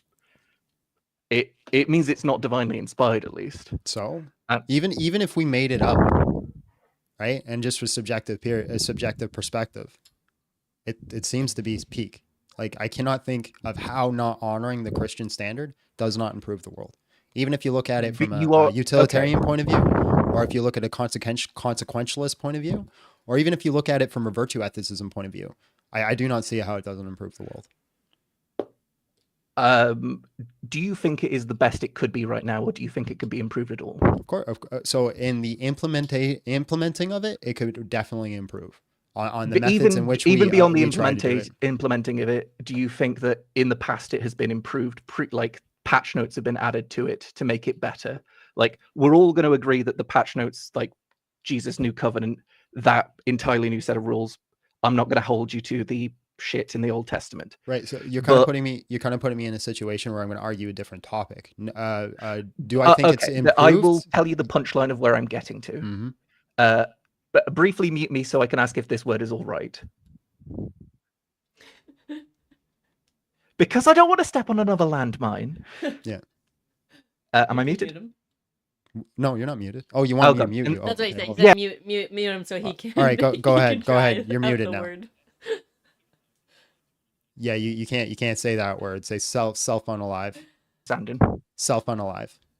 Cool. Self unalive is the word. Christianity has had to patch its ethics system. If you take a guess, was the rate of self-unaliving in priests higher or lower in the 5th century or in the 7th century? AD? I have no idea. It was higher in the 5th century, and in the 6th century, it was made a law against it. Like Thomas Aquinas, everyone's favorite Christian philosopher, has some words to say about it. Lots of other people do. There was a council about it, yada, yada, yada. If Christianity was perfect in its actual doctrine, you probably wouldn't need to do patch notes to it to stop people trying to get to paradise, because if self-unaliving is not illegal, if you want to get out of the system early and go straight to the place that's great. Yeah, I don't know how making it illegal made it happen less. Because if it was not illegal, people thought it was a thing that you could do. As in, the Christian doctrine, or Catholic, similar. I'm not actually sure if it was Catholic. This might be early enough that it might also be Orthodoxy. Doesn't matter. Was that there was no prohibition on this ahead of time. No like black and white written prohibition. The way Aquinas gets to the prohibition against it is by he gets there. I can't remember the exact theological reason, and I don't want to fuck it up. So yeah, Saint Augustine condemns the self-unaliving. Augustine, not Aquinas? Bollocks. So no, I'm just saying Saint Augustine condemns self-unaliving in the 4th century. That is fair, and Aquinas did it in the 6th, but your argument is that it was made illegal in the 6th and it dropped, but it was already condemned before that. And Okay. Why was it made? If it was made illegal in the fourth, does that mean you think it was more or less likely in the third? Then I don't the know. problem still the problem still is. What I think is I think you have a correlation fallacy here. There was probably something going on in the 5th century that led to And a I higher would states argue of you have depression. an appeal to authority fallacy in a lot of ways. What's my appeal to authority fallacy here? That your system is best because God. I know that that's not That's not your even thing, and remotely you have close to what I previously gone said. on the line of even if we made it all up. But oh my God, like bro, listen, you've been a really nice guy every time we talk to, but like not even like you're not even steel manning my point right now. What point did I ever Life as say? we know it versus the world as we know it. Faith and history as we know it. Christianity is the only faith that has both. Look it up, I'm not a dummy. Zero trust me, brothers. So yeah, at what point did I say that Christian ethics are better because God said so? You did not, but I feel okay. So then why are you saying that's my argument? You did not, which is fair, and I am putting that in your mouth when you're not saying it. Okay, well I appreciate. You are saying that Christian ethics are better, and when I've said by what metric comparison, you've said, well, those are actually Christian ethics, which feels like it's not no true Scotsman. It's the opposite of that. It's stealing credit, essentially. I can't remember the right fallacy name for it. But but it's aside the point. Even if we appropriated or stole it from everybody else, it doesn't change the fact that what we stole is still the ideal. I mean, except for the bits where we disagree. Sure. What bits do we disagree on? The LGBTQ bits. So just sexual ethics. Again, that's subjective. I will. We can get into that, right? We can't talk specifically about it. We can't use those words because they'll get bananas. Yeah, I know. But again, so your only argument, the only argument anybody has against, like literally, we are peak in everything else except for you guys want to stick your ding dong where you want to stick your ding dong, and we say no. I mean, is controlling other people's okay. I think the problem here is I would like to argue with you, and I want to be a good interlocutor rather than a bastard who's pulling shit out of their arse. And because of that, I don't know if I currently have the tools in my toolkit to make a good argument with you. So I'd rather back out gracefully than fight on ground where I'm uncertain. I can respect that. So with that being said, oh wait, actually, this is a callback to, I think like the second time I called, at the end of a call, you said, "Why do you not believe?" Yeah. I've been thinking about that a lot, and I think I've got a different answer for it. If you would like that answer now, I can give it to you. If you'd like it a different day or not at all, I can just. Let's do it a different day. Fair enough. In that case, I hope you'll have a lovely day. I will see you later. Also, your dating service has failed because I have not got a word from Witchy. If you don't remember that, then I know. God isn't real because your dating service doesn't work. Either way, have a lovely day. See ya. All right, man. God bless. Nice guy. Let's see what we got for the super chats here. Totally Socks came in with $10, says, during the late Middle Ages, the Catholic Church sold indulgences to people with the sole intent of trickery by saying that buying them would be a guaranteed salvation. Pretty corrupt if you ask me. Yeah, now let's look at the whole story. When that information came out, when Martin Luther King nailed his 96 Theses to the door, and the whole totality of the church got a hold of that, they went and condemned the church that was selling penances. And they threw all the bishops out of the church and said that this was wrong and they should have never done that. So, hey, if we're going to look at corruption and look at what people are supposed to actually apply, they weren't applying it and they weren't doing what's right, and they were actually condemned by the church, which is a good reason to have some sort of authority, right? Because if you just take your own interpretation, you can run and do horrible things like that. So no, I would not say that that is the standard of Christian ethics. Crusader came in with $2, says God created Adam and Eve, not Adam and Steve. Adriel came in with $5, says John is making a ding dong fallacy for telling people where to not put their ding dongs, making red pill atheists big mad.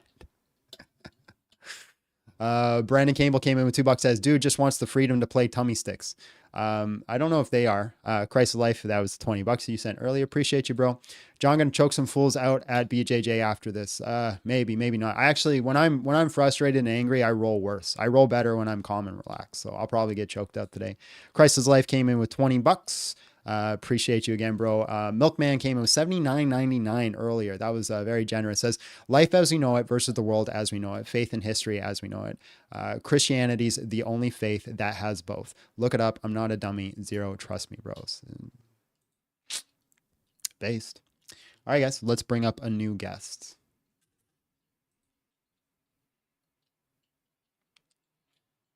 Nate, you don't have a mic connected, so I'm going to jump on to the next person, but I appreciate you coming up.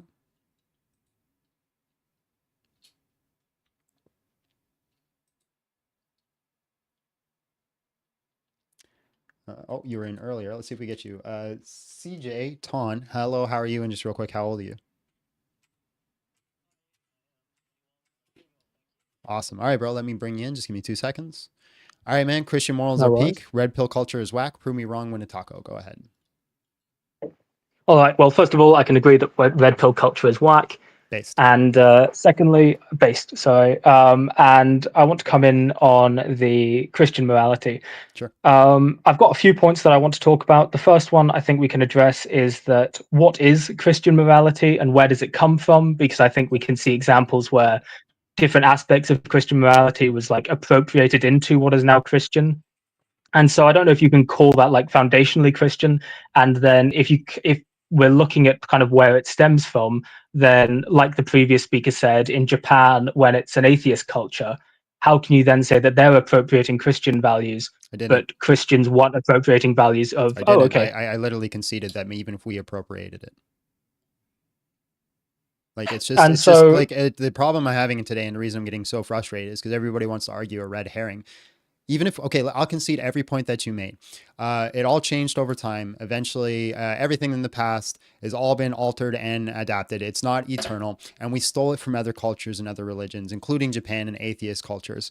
Can you give me a moral system that we stole that isn't peak? Oh, okay. So, well, then I'm going to go on to my next point because I appreciate you conceding all of that. I'm going to go into. I just want to go on record. I don't believe that. I just don't want to argue that because it's not the point. No. I completely get that. No, that makes sense. I can appreciate that. So I want to say that when you say I'm going to be a bit, I think you're going to find this a little annoying because I'm going to go on to the subject of a kind of denominational conflict, which I know you're not a huge fan of. But it's the idea that under the Catechism of the Council of Trent, in the sixth, let me just make sure I'm getting this right, the sixth session, if you go to Canon 28, which is, if anyone saith, I'm going to say this in the original terms so that you know, this is an infallible teaching of the Council of Trent. If anyone saith that a man once justified, let me make sure I'm saying the right one. Sorry, Council of Trent, what was the section? Sixth session. And then it's Canon 28.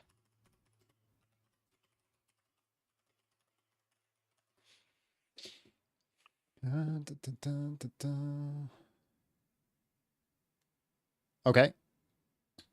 Okay, and so it's if anyone saith that grace being lost through sin, faith is also lost with it, or that faith which remains, though it not be a lively faith, is not a truth faith, that he who has faith without charity is not Christ taught, let him be anathema. And so, sort of in layman's terms, what that means is effectively that, let me just make sure.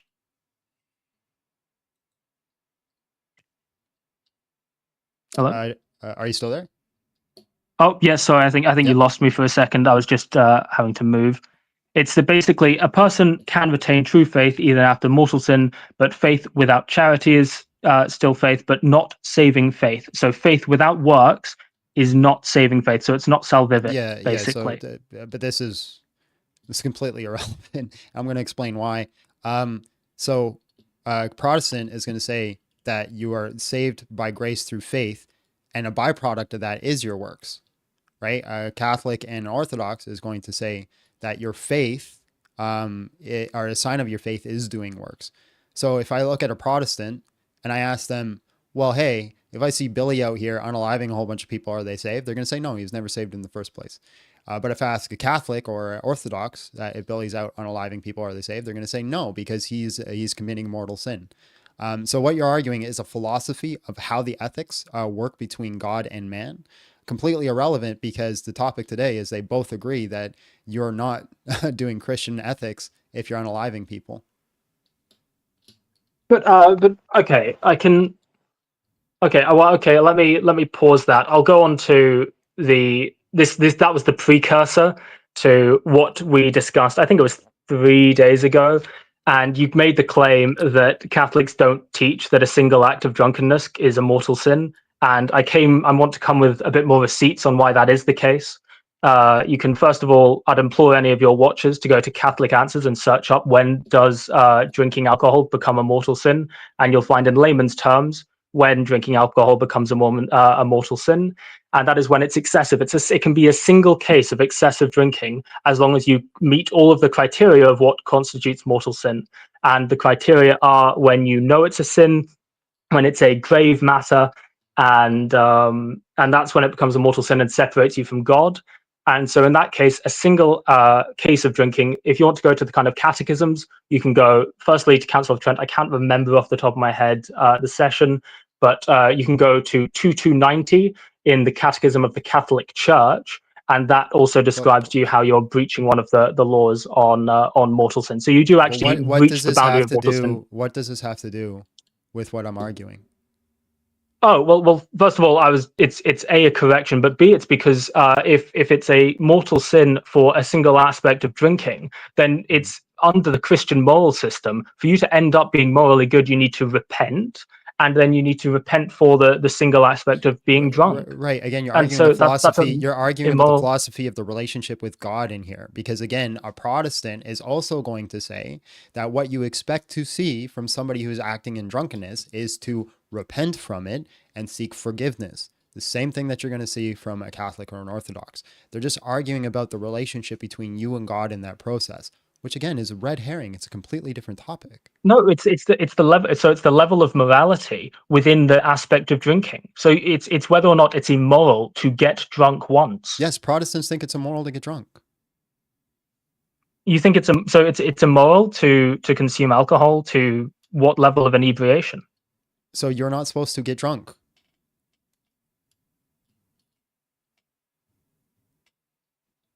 But, okay, so getting drunk is this is interesting because obviously I know plenty of Christians who get drunk and then it's not they don't treat it as a. Okay, well that's fine. Okay, so.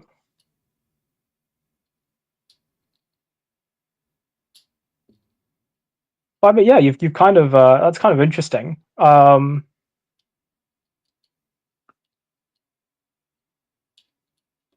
Somebody said, I don't understand red pill culture. Fair enough. If I don't understand red pill culture, I'm open to have my mind changed. You're welcome to come up and explain it to me. You can join here.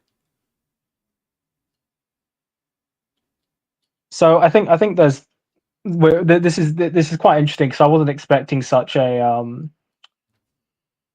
kind of moving away from the idea of what you need to do to be saved under morals, because the whole point of self. So the reason I'm getting so angry today is because nobody's actually arguing the topic. Nobody. Not I haven't had a single person actually try to argue the specific topic of the Christian.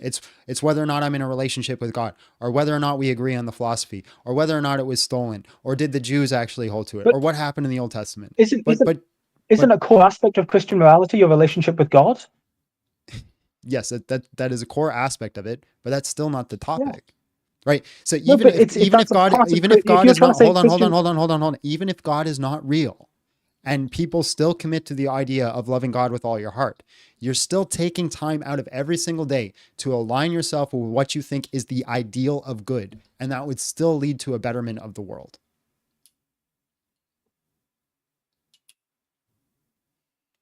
Oh, okay, yeah. So I was basing it off of a more literal view of what God is and what God is under a Christian worldview. But so you can say that a Christian ethical system means that you can worship a God that isn't the one true God, but under your view, but you can worship any God. That's not what I'm saying. I'm saying in the Christian worldview, our idea of God is the perfect idea of what is good. Right? You can't go worship Baal and achieve the same goal. Yeah, but you were saying there that even if God isn't real, the worship of it is good under a Christian moral system. Because you're still worshiping the ideal of what is good. Yeah, and so you don't need to be worshiping a Christian God to be worshiping the ideal of what is good. The Christian God is the ideal of what is good. But so you're saying, so if anyone says they're worshipping the ideal of what is good, they're therefore worshipping the Christian God? If it's actually the ideal of what is good. If you just if I say I'm worshiping the ideal of what is good and I hold up a pen, obviously I'm not worshiping the ideal of what is good. Well, Pen is amoral. No, of course. I think it's you're defining God as the ideal of what is good, as a definitional point. When God in Himself is good, it's not that if I worship the ideal of what is good. I maybe I'm just getting mixed up on like All your right, definitions of what it. I'm gonna change the topic. The topic's I'm gonna give a taco to anybody who actually argues the point today. So anybody who actually argues my point today, I will get I will buy you a taco. So I think I'm struggling to kind of get how discussing one of the second commandment of Christian morality is not arguing the topic of whether the Christian moral system is a good moral system. If there was an How is that ideal not of what arguing is, the topic? if there was an ideal of what it was good, whether it's God or not God, if we all aligned ourselves with that, would the world not be better? Hold on before you answer that. Tarweed is what you are confused with, caller. So appreciate you, bro. So again, if there was an ideal of what is good, by aligning ourselves to that, how would the world not improve? No, I know. So that's I'm saying that I can say if we're worshiping the ideal of what is good, and you want to define that as God, Cool. I think that and could if be God is that's real, a good if thing. God is real, He is that ideal. Yes, but I guess I'm kind of struggling with the idea that okay, but anyway, I can move past that and go really strictly to arguing that okay, so okay, I'm going to try and avoid going into the LGBT section. No I problem. need a financial advisor. You do need a financial advisor. Oh, actually, I'm going to say you don't need a financial, because if you get a financial advisor, you're going to probably stop donating to us, and then I'll need a financial advisor. Appreciate you, bro. All right, man, go ahead. So I'm gonna try and skimp over the LGBT section because you said that gets you banned. We can talk about it. We just cannot use the words like, hey, homosexual or gay or those type. We can't go. Okay. But what we can do is I can just simply state, if everybody honored the sacrament of marriage, how would the world be worse? Oh, because we could look at the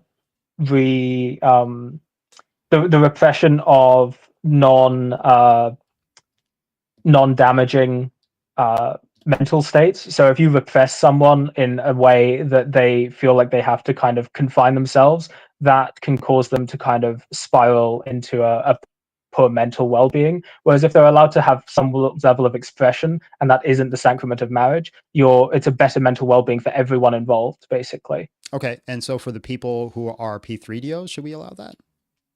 Yeah, no, so obviously not, because that's negatively affecting all of the kids. Okay, so no. people not honoring the sacrament of marriage has a negative effect on overall society, because we have STDs, STIs, and we have higher rates in prison systems and worse child rearing. No, not if you take the idea of you don't need to have if let's say you have a loving couple of men and they effectively stay in the same monogamous You're relationship. using a closed case scenario, right? The world doesn't work in a vacuum. But we have a world where we have implemented and allowed these things.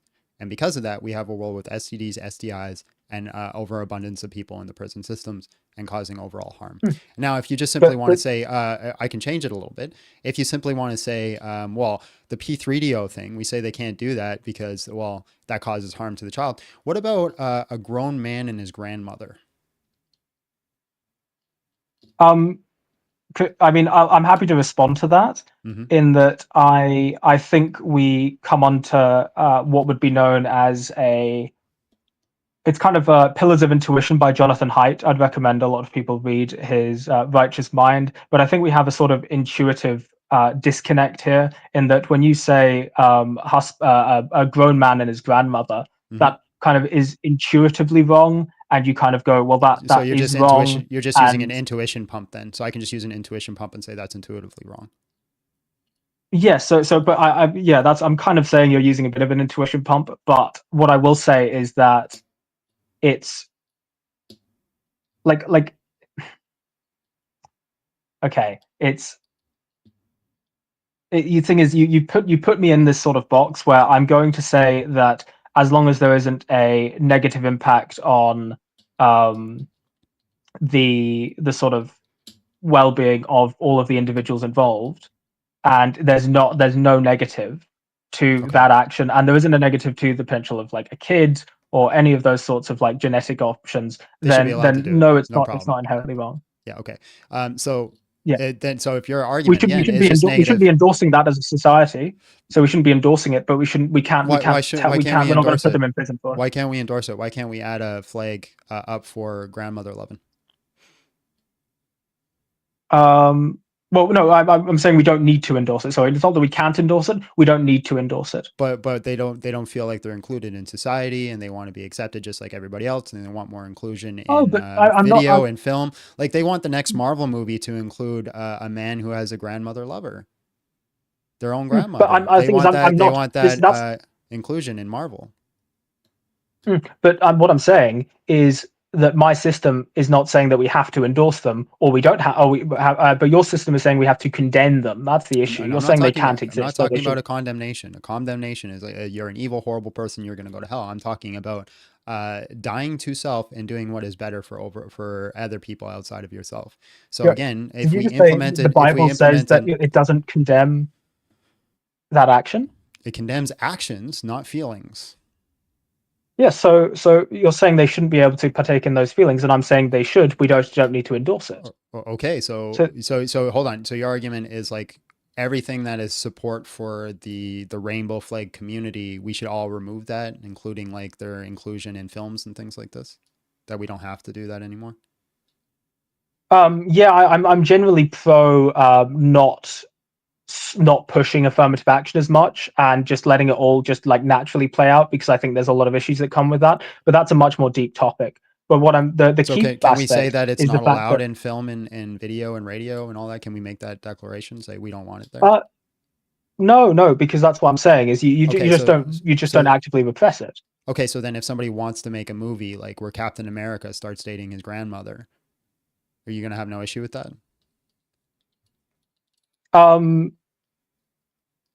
No, because no one will buy it, and you'll get a public condemnation of it. Sorry, a public outcry of disliking it. And if you get a public outcry of disliking it, and they just don't do it, like that's absolutely fine. Like I'm sure there would be a public outcry if they did that. Do you think that public outcry is ethical? Yes, I do believe that protesting should be allowed. Okay, and freedom of speech. Okay, so if Christians wanted to collectively all protest that type of marriage, we should be allowed to do that? Oh, you should be. Yeah, you should absolutely be allowed to do that. Okay, and so if we convince enough people to join our side, there's no problem? So there's the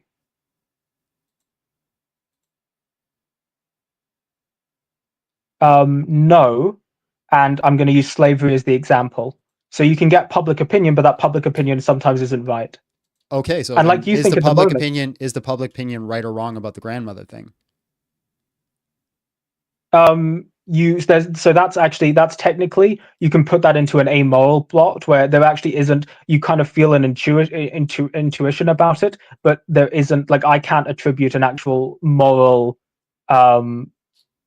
I don't see that as a moral claim, because unless you add the caveat of like an individual that comes out of it mentally deformed, genetically deformed. So can we not make the same argument then for that other type of marriage that we're not allowed to talk about? That if we simply all protested that Captain America is not allowed to have that type of marriage, that we can remove it from film and it wouldn't be no longer implemented, and we simply use social pressure to remove it from society? No, but what I said is that whilst the you're saying we can use social pressure to remove the grandmother thing. Why can't we do the same thing for the other thing? Because the grandmother thing is a very exemptive case, but also secondarily, the grandmother thing can be amoral, whereas the other kind of LGBT section actually don't say that. Don't use those words. Sorry, that section holds more moral strength, I think. Based off what?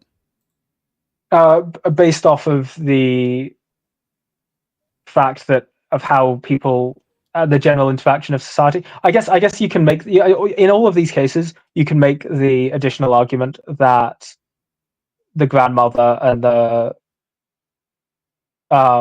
grown man, you can use that as a case in all of it.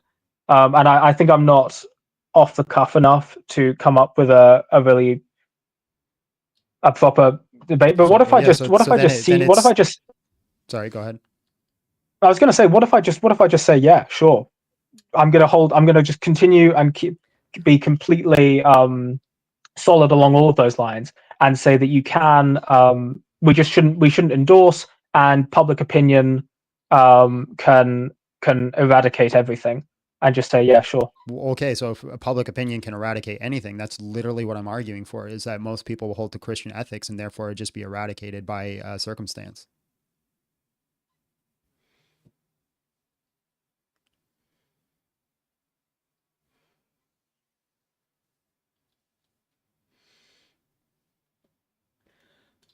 You still there? Yeah, no, I'm still there. I'm just having a thought. I think I do need to head off, but I've been destroyed by Big John Steele. No, you've done a good job there. I appreciate the chat.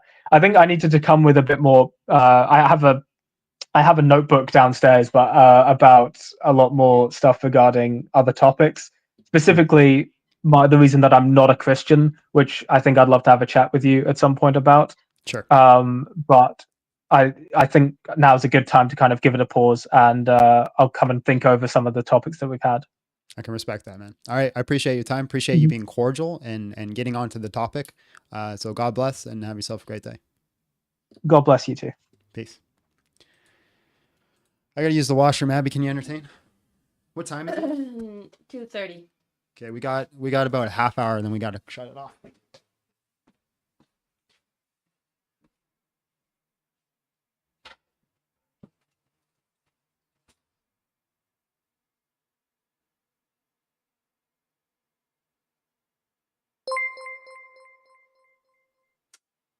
Also, Mr. Steele, when I get the Injil leather cover, I'll show you on disc. Should be in 1 week. I'll make sure he reads it when he gets back.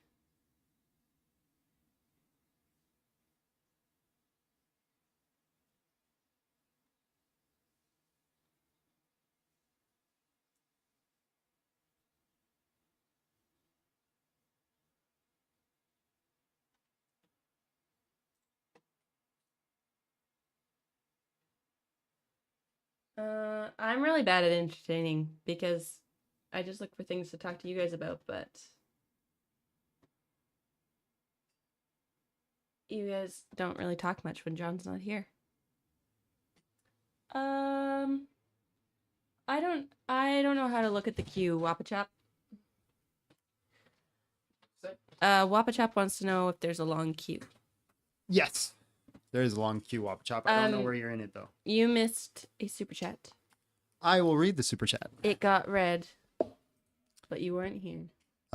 We got a few to go through anyways. Nomakidus? Is that how you say it? Me, Prot, the line is lack of self-control, fruit of the spirit, all addiction, at least have this standard. Yeah. Milkman came in with $30.99. Thank you very much. Oh. Shout out to the warrior of the channel. Is that you? I don't know. Where was that though? It just came in. To weed is what you're confused with caller. That's the one we did before. I need a financial advisor. We got that one. Christ of Life, also Mysterio. I got the Injil leather cover. I'll show you on Discord. Should be in 1 week. Wow. I'm excited to see that. Also, $2 says, thank you, Abby. The human. You're welcome. Oh, and shout out to the warrior of the channel. That must be you. That must be you. It's not me. Not me. I don't gotta talk to these people. Yes, it is you. They're saying it is you. Oh. I don't know about that. She's the one who keeps me in check. I'm gonna get disciplined after today's live. I'm gonna get the shot collar. For sure. For sure gonna get the shot collar. Oh, Wopachop says he's halfway through Mark. That's dope. Good job, Wopachop. That's impressive. You've read more than 90% of Christians.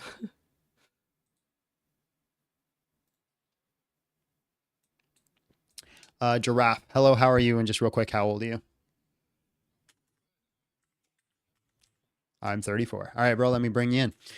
All right, Christian morals are peak. Red pill culture is whack. Prove me wrong, win a taco. Go ahead. Sounds great. So we'll skip the red pill stuff. That stuff is whack. Dope. Before we get on to the Christian morals, I just want to make sure we're not going to have any bad faith arguments here. I want to have, a calm, civil discussion.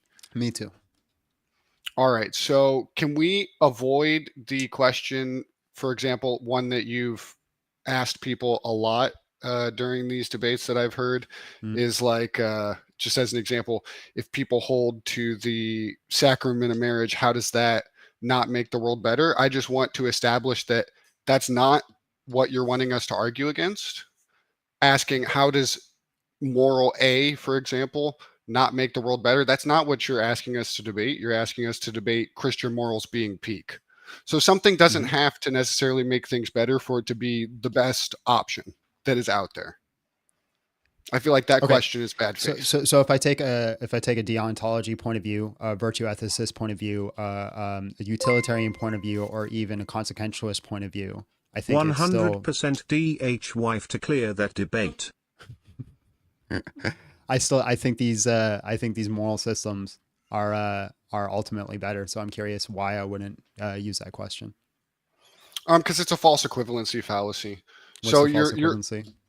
So you're trying to ask a question during the argument in regards to whether or not a specific moral standard in your moral system makes things better, but that is irrelevant to the topic we're supposed to discuss. We're just supposed to discuss whether or not it's the best moral system. Right. So again, I gave a whole bunch of moral systems where I think if you implemented that, it would still have the best outcome. And you're just saying, nuh-uh, that's what kind of feels like. And I'm not trying to say that's what you are doing. But so why again? Why would I not do that? What is the false equivalency here?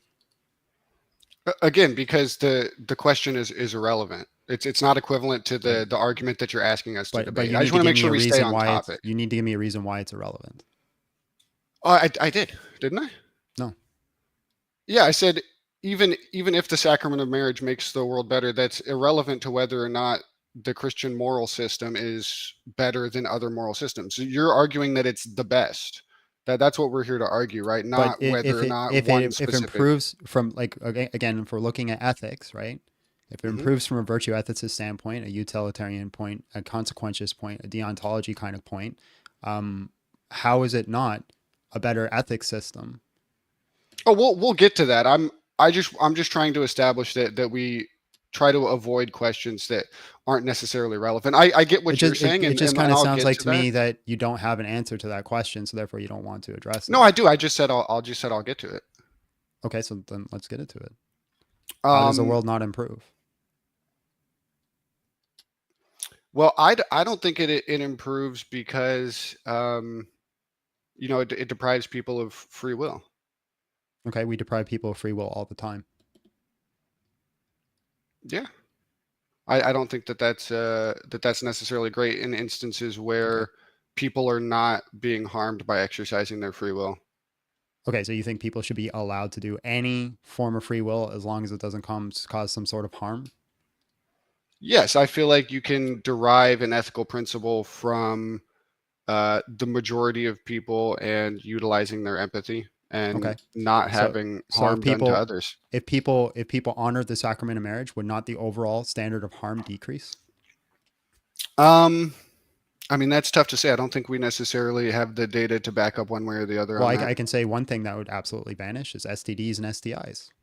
It would not vanish. If people honored the sacrament of marriage, how would it spread? Well, people already have them, so you would have to completely cure them from the world. There are STDs that can be transferred, for example, by sitting on the toilet after somebody when the toilet hasn't been cleaned. That's not being unfaithful Give me an at all. STDI that you can get from a toilet, so you go ahead. Okay, let's see.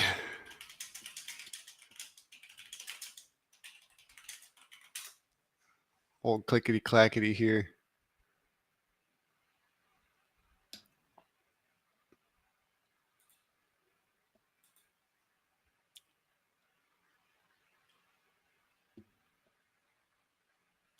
So the data says that it is virtually impossible due to how long viruses and bacteria survive on a hard surface, but that it can happen if immediate contact. So, for example, a very busy bathroom where you sit down immediately after somebody, it could happen. Yeah, so eventually STDs and STIs would vanish. Not necessarily. There are STDs that are in existence that are transferred from mother to child that would not disappear from existence unless that family line ceased to exist, such as herpes, AIDS. In time, it would eventually stop and it would cease to exist. It's not going to continue from generation to generation to generation to generation. It does. AIDS transfers from mother to child. It's also very uncommon.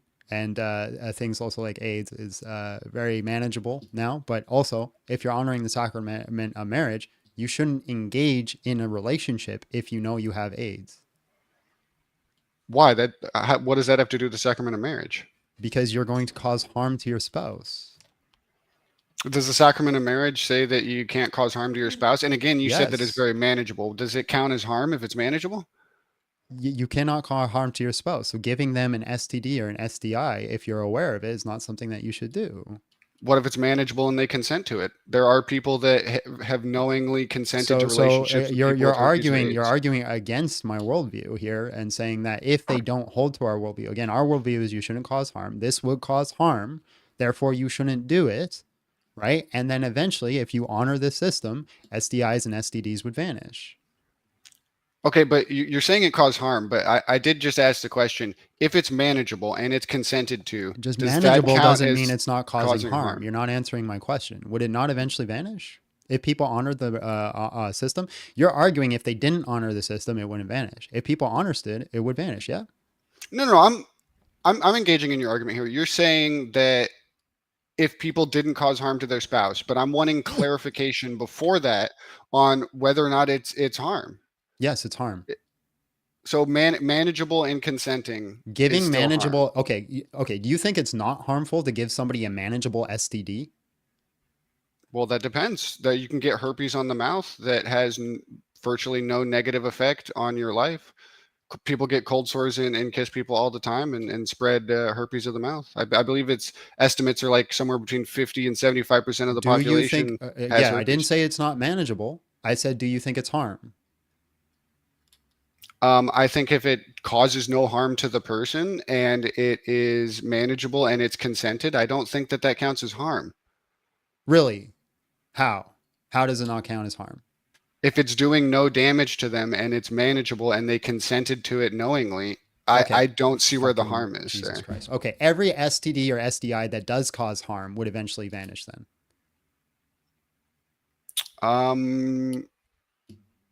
Let me think. The ones that do cause harm, I think they would.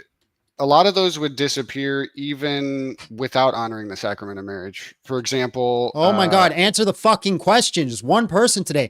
If everybody honored the sacrament of marriage, would it go away? Can we please be kind? No, don't be a jackass and a dumbass, and I won't be. I won't have to treat you like one. Answer the fucking question. What's the question I asked you? I mean, I'm not going to debate with you if you're going to be rude. Then fuck off. It's not very Christian of you. Then fuck off. I mean, you want me to debate the Christian morals being peak, but you're not even following them. Answer the question. Answer the question or go away. Which one do you want to do? What's the question? If everybody honored the sacrament of marriage, would most, if not all, STIs or STDs that are harmful vanish? Yes, but with the context that it's irrelevant, because how is it irrelevant? Because they would disappear without honoring the sacrament of marriage. Oh, really? How? Well, syphilis, for example, is treatable by antibiotics. Assuming that we had better testing and more awareness in the public of STDs, then due to medicine, we could get rid of syphilis. Similar to how polio is almost completely gone because of vaccines, or other things like tuberculosis is completely treatable, although we don't have enough medication spread throughout the world in order to eradicate. So your argument is eventually we'll figure out a cure for it? Well, we already have a cure for syphilis. We have antibiotics. All in every single one of the STDs and SDIs. Well, most of them we have cures for or preventative treatments or in the ones that we don't. Manageable. The ones that we don't, are we not obligated to not cause harm to people? Well, that wasn't the question. You said that. No, I just want to go back to your question. People come up and like, I want to argue in good faith, never argue in good faith. When they open up with that sentence, I know for a fact it's not going to be a good faith argument. All right, let's do one more.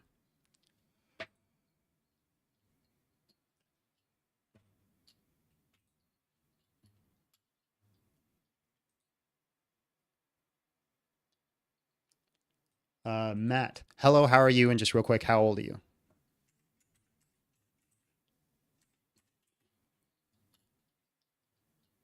Matt?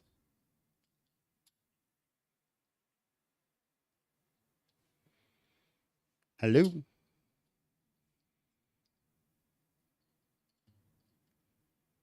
There you are. Hello, how are you? And how old are you?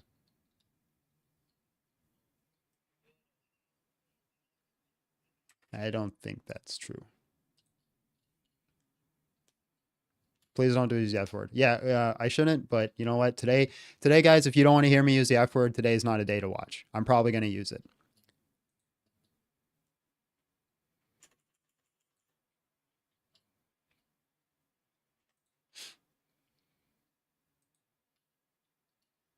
Mm-hmm.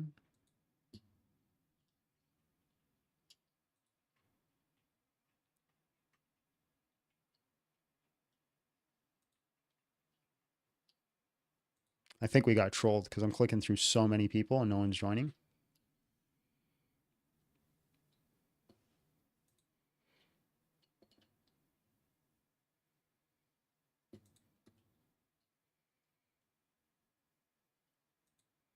There we go. I went through like 20 before we got someone. Nate, hello, how are you? And just real quick, how old are you?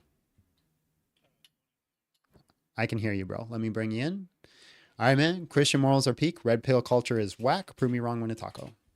Sorry, I was watching you on my computer. Let me mute that. Okay, No there we go. So I guess start with the red pill thing. I'm like super left wing, so I don't even have to go with that. Honestly, none of this matters. Free Palestine. That's all that matters. This is a waste of time in a culture war. Nobody needs to be watching this garbage. Have a good day. Nobody needs to. They want to. That was it? That was his whole argument? He speaking of wasting time.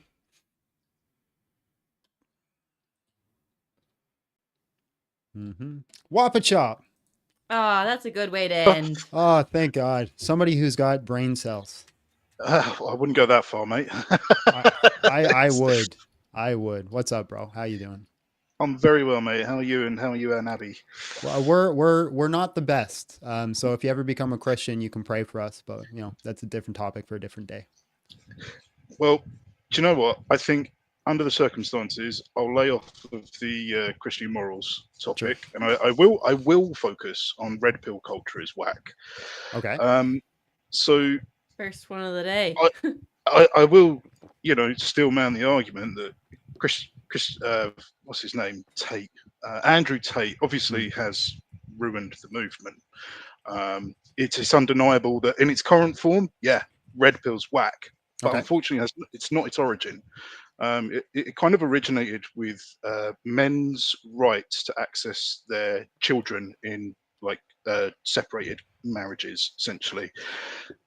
I'm pretty sure it was a UK movement, and it had its basis in pretty solid sort of foundations there. Men want to have access to the children that they are fathers to. That's a good thing. I can't see how that would be a bad thing. And then it kind of got hijacked by negative men against third wave feminism, which I'll be honest, I don't think third wave feminism's done any favors for the world. I think there was obviously a need for the suffragettes during the first wave of feminism, and it served its purpose. I feel like, that movement was needed, but it's progressed into something that's unrecognizable from its original point. And the same is to be said for the red pill movement. The red pill movement is essentially men not being treated the way that they should be treated in modern society, being completely demasculated or emasculated, that's the right word. Okay. Being literally like there's more virgins today at adult age than any other time in history, which, okay, you could say, well, that's a good thing. Mhm. But then realistically, it's because they're not approaching women. And this was another part of the sort of the red pill movement, was more a case of So what, Wopachop, just real quick, can you give me a summary of what you think the red pill movement is, or what it should be, rather than what you think it is now?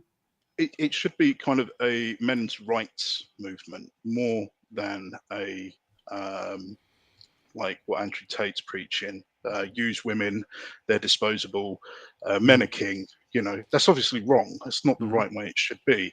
Um, the problem is there isn't equality in society. There never has been, and there never will be, because it's not an equal society. You know, men and women aren't equal.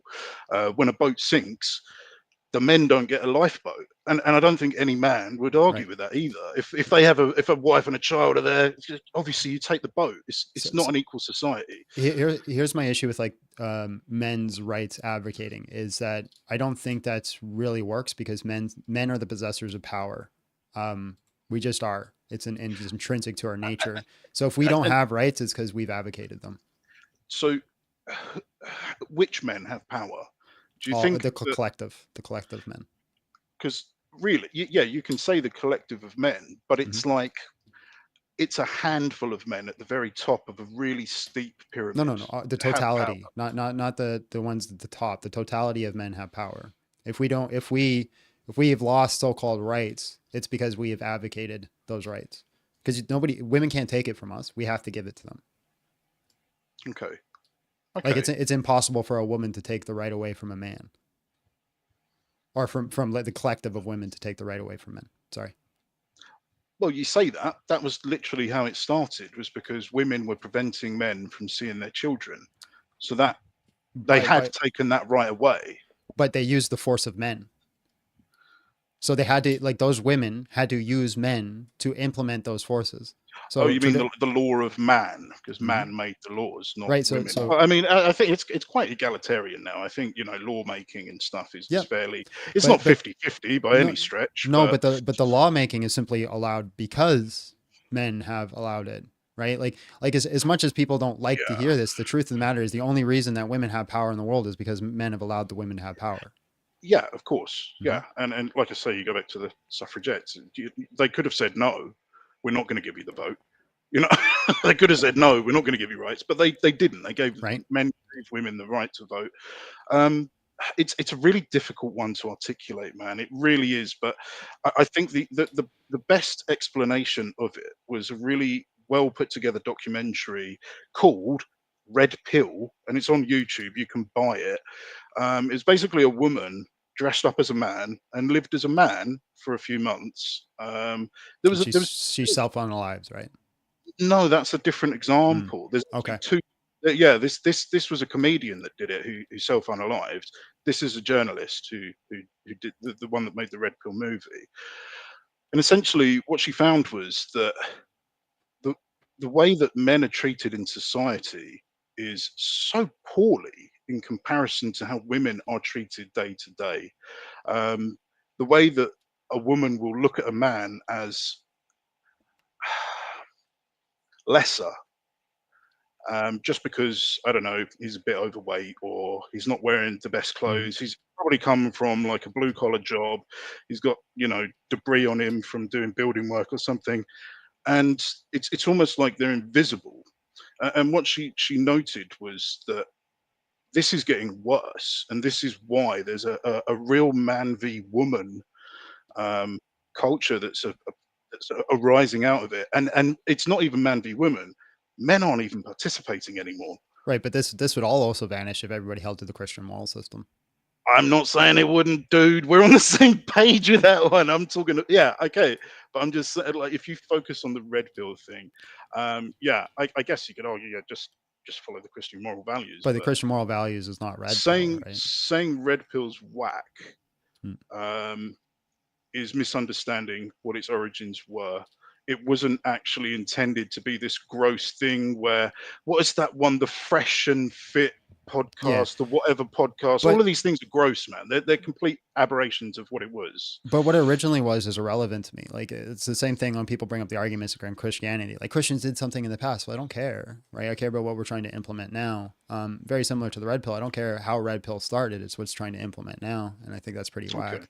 And even what you're talking about originally, I think there's a problem being like, again, men's rights activists, because men are the possessors of power, right? You have the rights. Like if you don't have them, it's because we've chosen to give them up in as a society. So like we shouldn't be going at the women, like being like, women, you're the problem, because the reality is we're the problem, right? Okay. Like men, like from the Christian worldview, men are supposed to be the leaders in society and So supposed to rule. So just to jump in, then you don't think women have got any accountability for preventing fathers from seeing their children in a divorced marriage? I know this doesn't adhere to the Christian moral values, but we're talking about red pill culture. Like there has to be some accountability there for women. right, I agree that there is the accountability if the women are using a system that has been implemented to take children away from their fathers. But the problem ultimately aligns in the system, right? That's where it comes from, is that we've given that power to women to be able to do that by implementing a system that can do that. But that system had to come from men. Just 1 second. Yeah, sure. Mr. Steele, I wouldn't be giving my wife's next shopping spree if I did not believe your heart sits with scripture. Don't worry, my wife is happy, Elise. That was a very nice generation, very big donation, Milkman. Thank you so much. That was very kind and very generous of you. I really appreciate that. That was super nice. But make sure that your wife has an occasional shopping spree. Don't spend it on us. Thank you so much. I didn't hear that one. I could only just barely read it. Yeah, you guys can't hear it on your end, unfortunately. But go ahead. Yeah. So basically, yeah, I think that there needs to be some accountability of the state that the men find themselves in today. Not just like on the dating scene, although that's a huge part of it. Like obviously, if with the sacrament of marriage, well, it's never going to happen if men don't approach women at all. Or actually, it's just a really. But the problem there again is the men, not the woman. Oh wow! Why are? Yeah. Oh, hold on. Keep Sorry. IT rolling. Wow, Christ is life. Thank you again. That's also very generous, guys. Like wow, you guys have been very kind today. Considering I have been a jackass today, you guys have shown grace, and I thank you for that. That's amazing. Yeah, I was just gonna say this is fascinating because like I would actually probably be more like women need to have more accountability than you are. Yeah. Yeah, my wife's more anti-woman than I am. I'm not anti-woman. She hates women. Oh my word, I'm not. But I think everybody needs to be adults. Yes, and I need to ask you, where do you think these gross podcasts have come from? These Andrew Tates, these whatever podcasts, the fresh and fit thing. Like, where do you think? Why have they been so popularized? Because no one honors the sacrament of marriage. No one honors the sacrament of marriage. Yeah, that's true. But I really do feel like I think most of it started with a heartbreak, right? That a man fell in love with a woman and that woman broke his heart, and then he went against the world. I did that. That happened to me when I was younger, right? I fell in love. I had a heartbreak, and then after that heartbreak, I became for all intents and purposes a slut. And that's the way I lived my life for a very long time. And I used and abused many people in a way that I shouldn't have.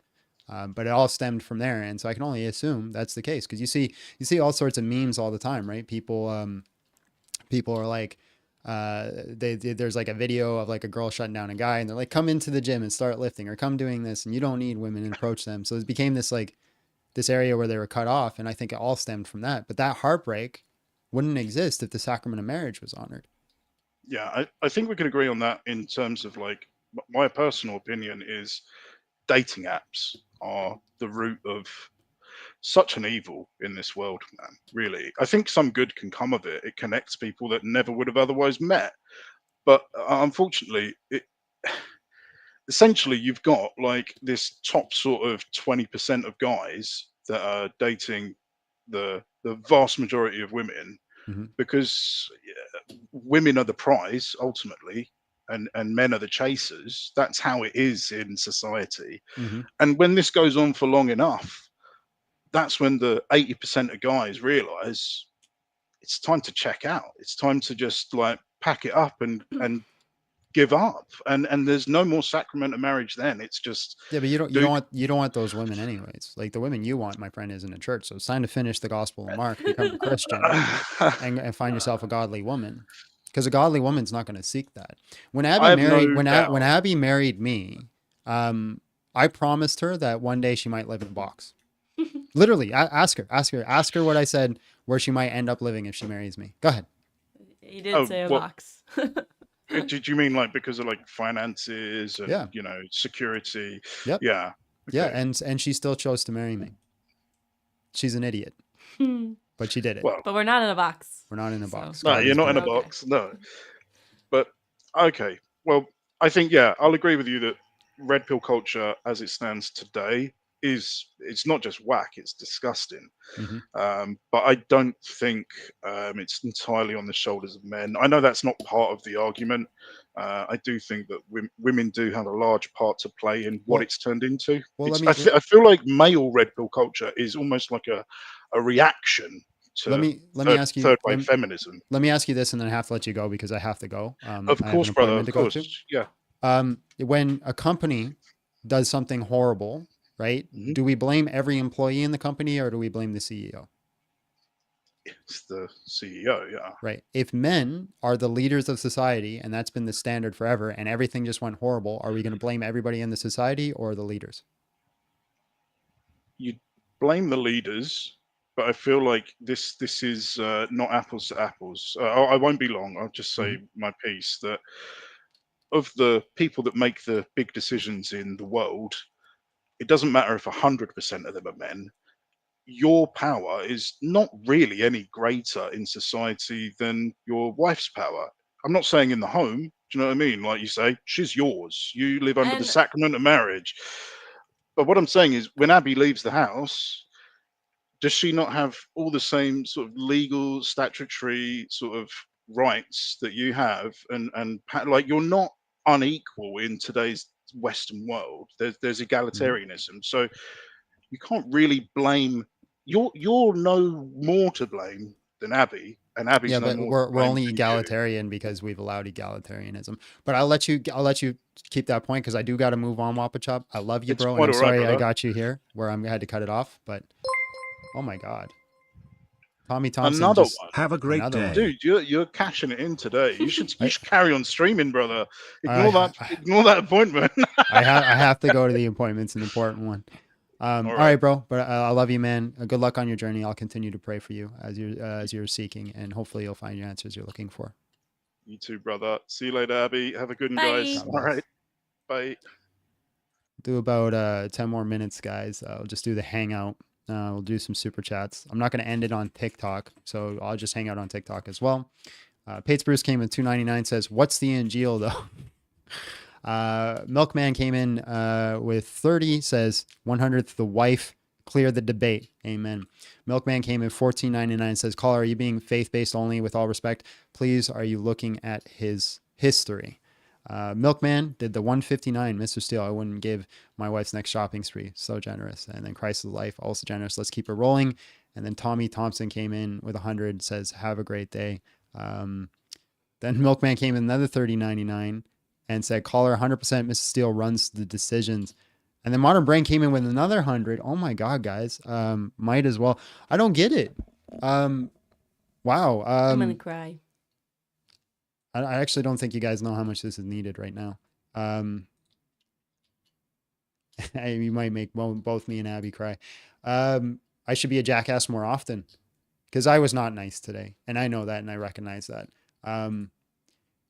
We can't go into information, but we're going through something right now. And maybe one day down the road, we'll be able to talk about it. So I was pretty mean today, and that's not fair to the people I spoke to. And if they're listening, I ask that you give me forgiveness or give me grace. I ask for your forgiveness.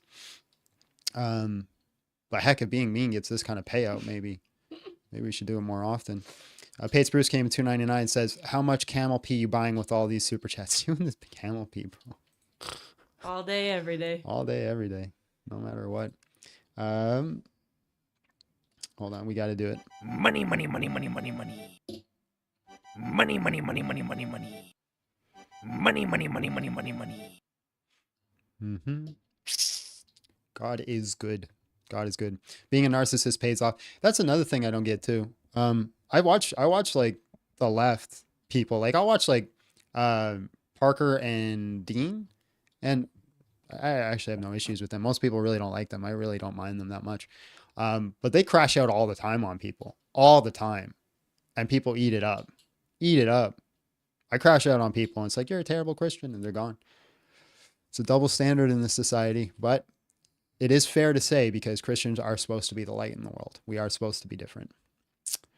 What's wrong with camel pee? Came in with another two. Listen, if you want to keep sending $2.99, I'll keep talking about your camel pee for you. You want to keep doing it. You want to keep doing it. All right, guys. Let's do a quick prayer, quick plug, and then we're gonna move on. Our Father who is in heaven, hallowed be thy name. Thy kingdom come, thy will be done on earth as it is in heaven. Give us this day our daily bread, and forgive us of our debts as we also forgive our debtors. And lead us not into temptation, but deliver us from evil. Lord, you are good in everything that you do, even though we are not.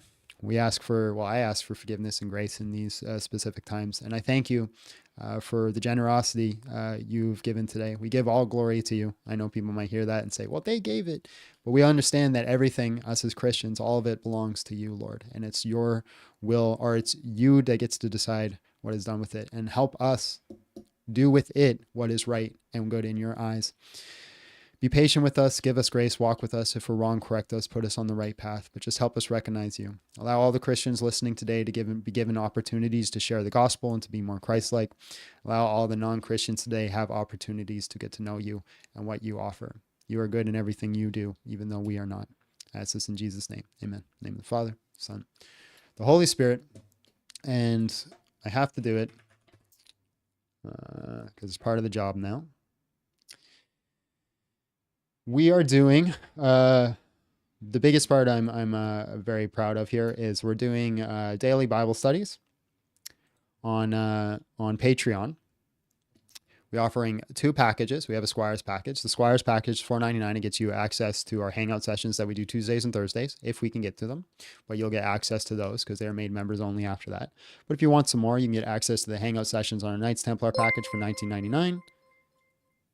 Oh my goodness. God bless your ministry, John. Thank you for your work and employing the gifts you've been given. Abby, we're going to be able to retire after this live. That's amazing. Wow. Thank you so much, Michael. That was very generous of you as well. So we have the daily Bible studies Monday through Friday, which I'm getting very proud of, because it's really helping me study and I'm learning as I go. And so if you guys want to participate in that, there's that there as well. And I hope you guys are learning from it if you are listening to it. You also get 1 exclusive video a month, bare minimum, with the goal of 2. And that's that you'll have access on there. But it also is just a good way to support the channel and help it grow. And yeah, guys, that's it for today. We do got to go. But I love you all. You guys are amazing. And we will see you all tomorrow. Tomorrow we will see you all. God bless.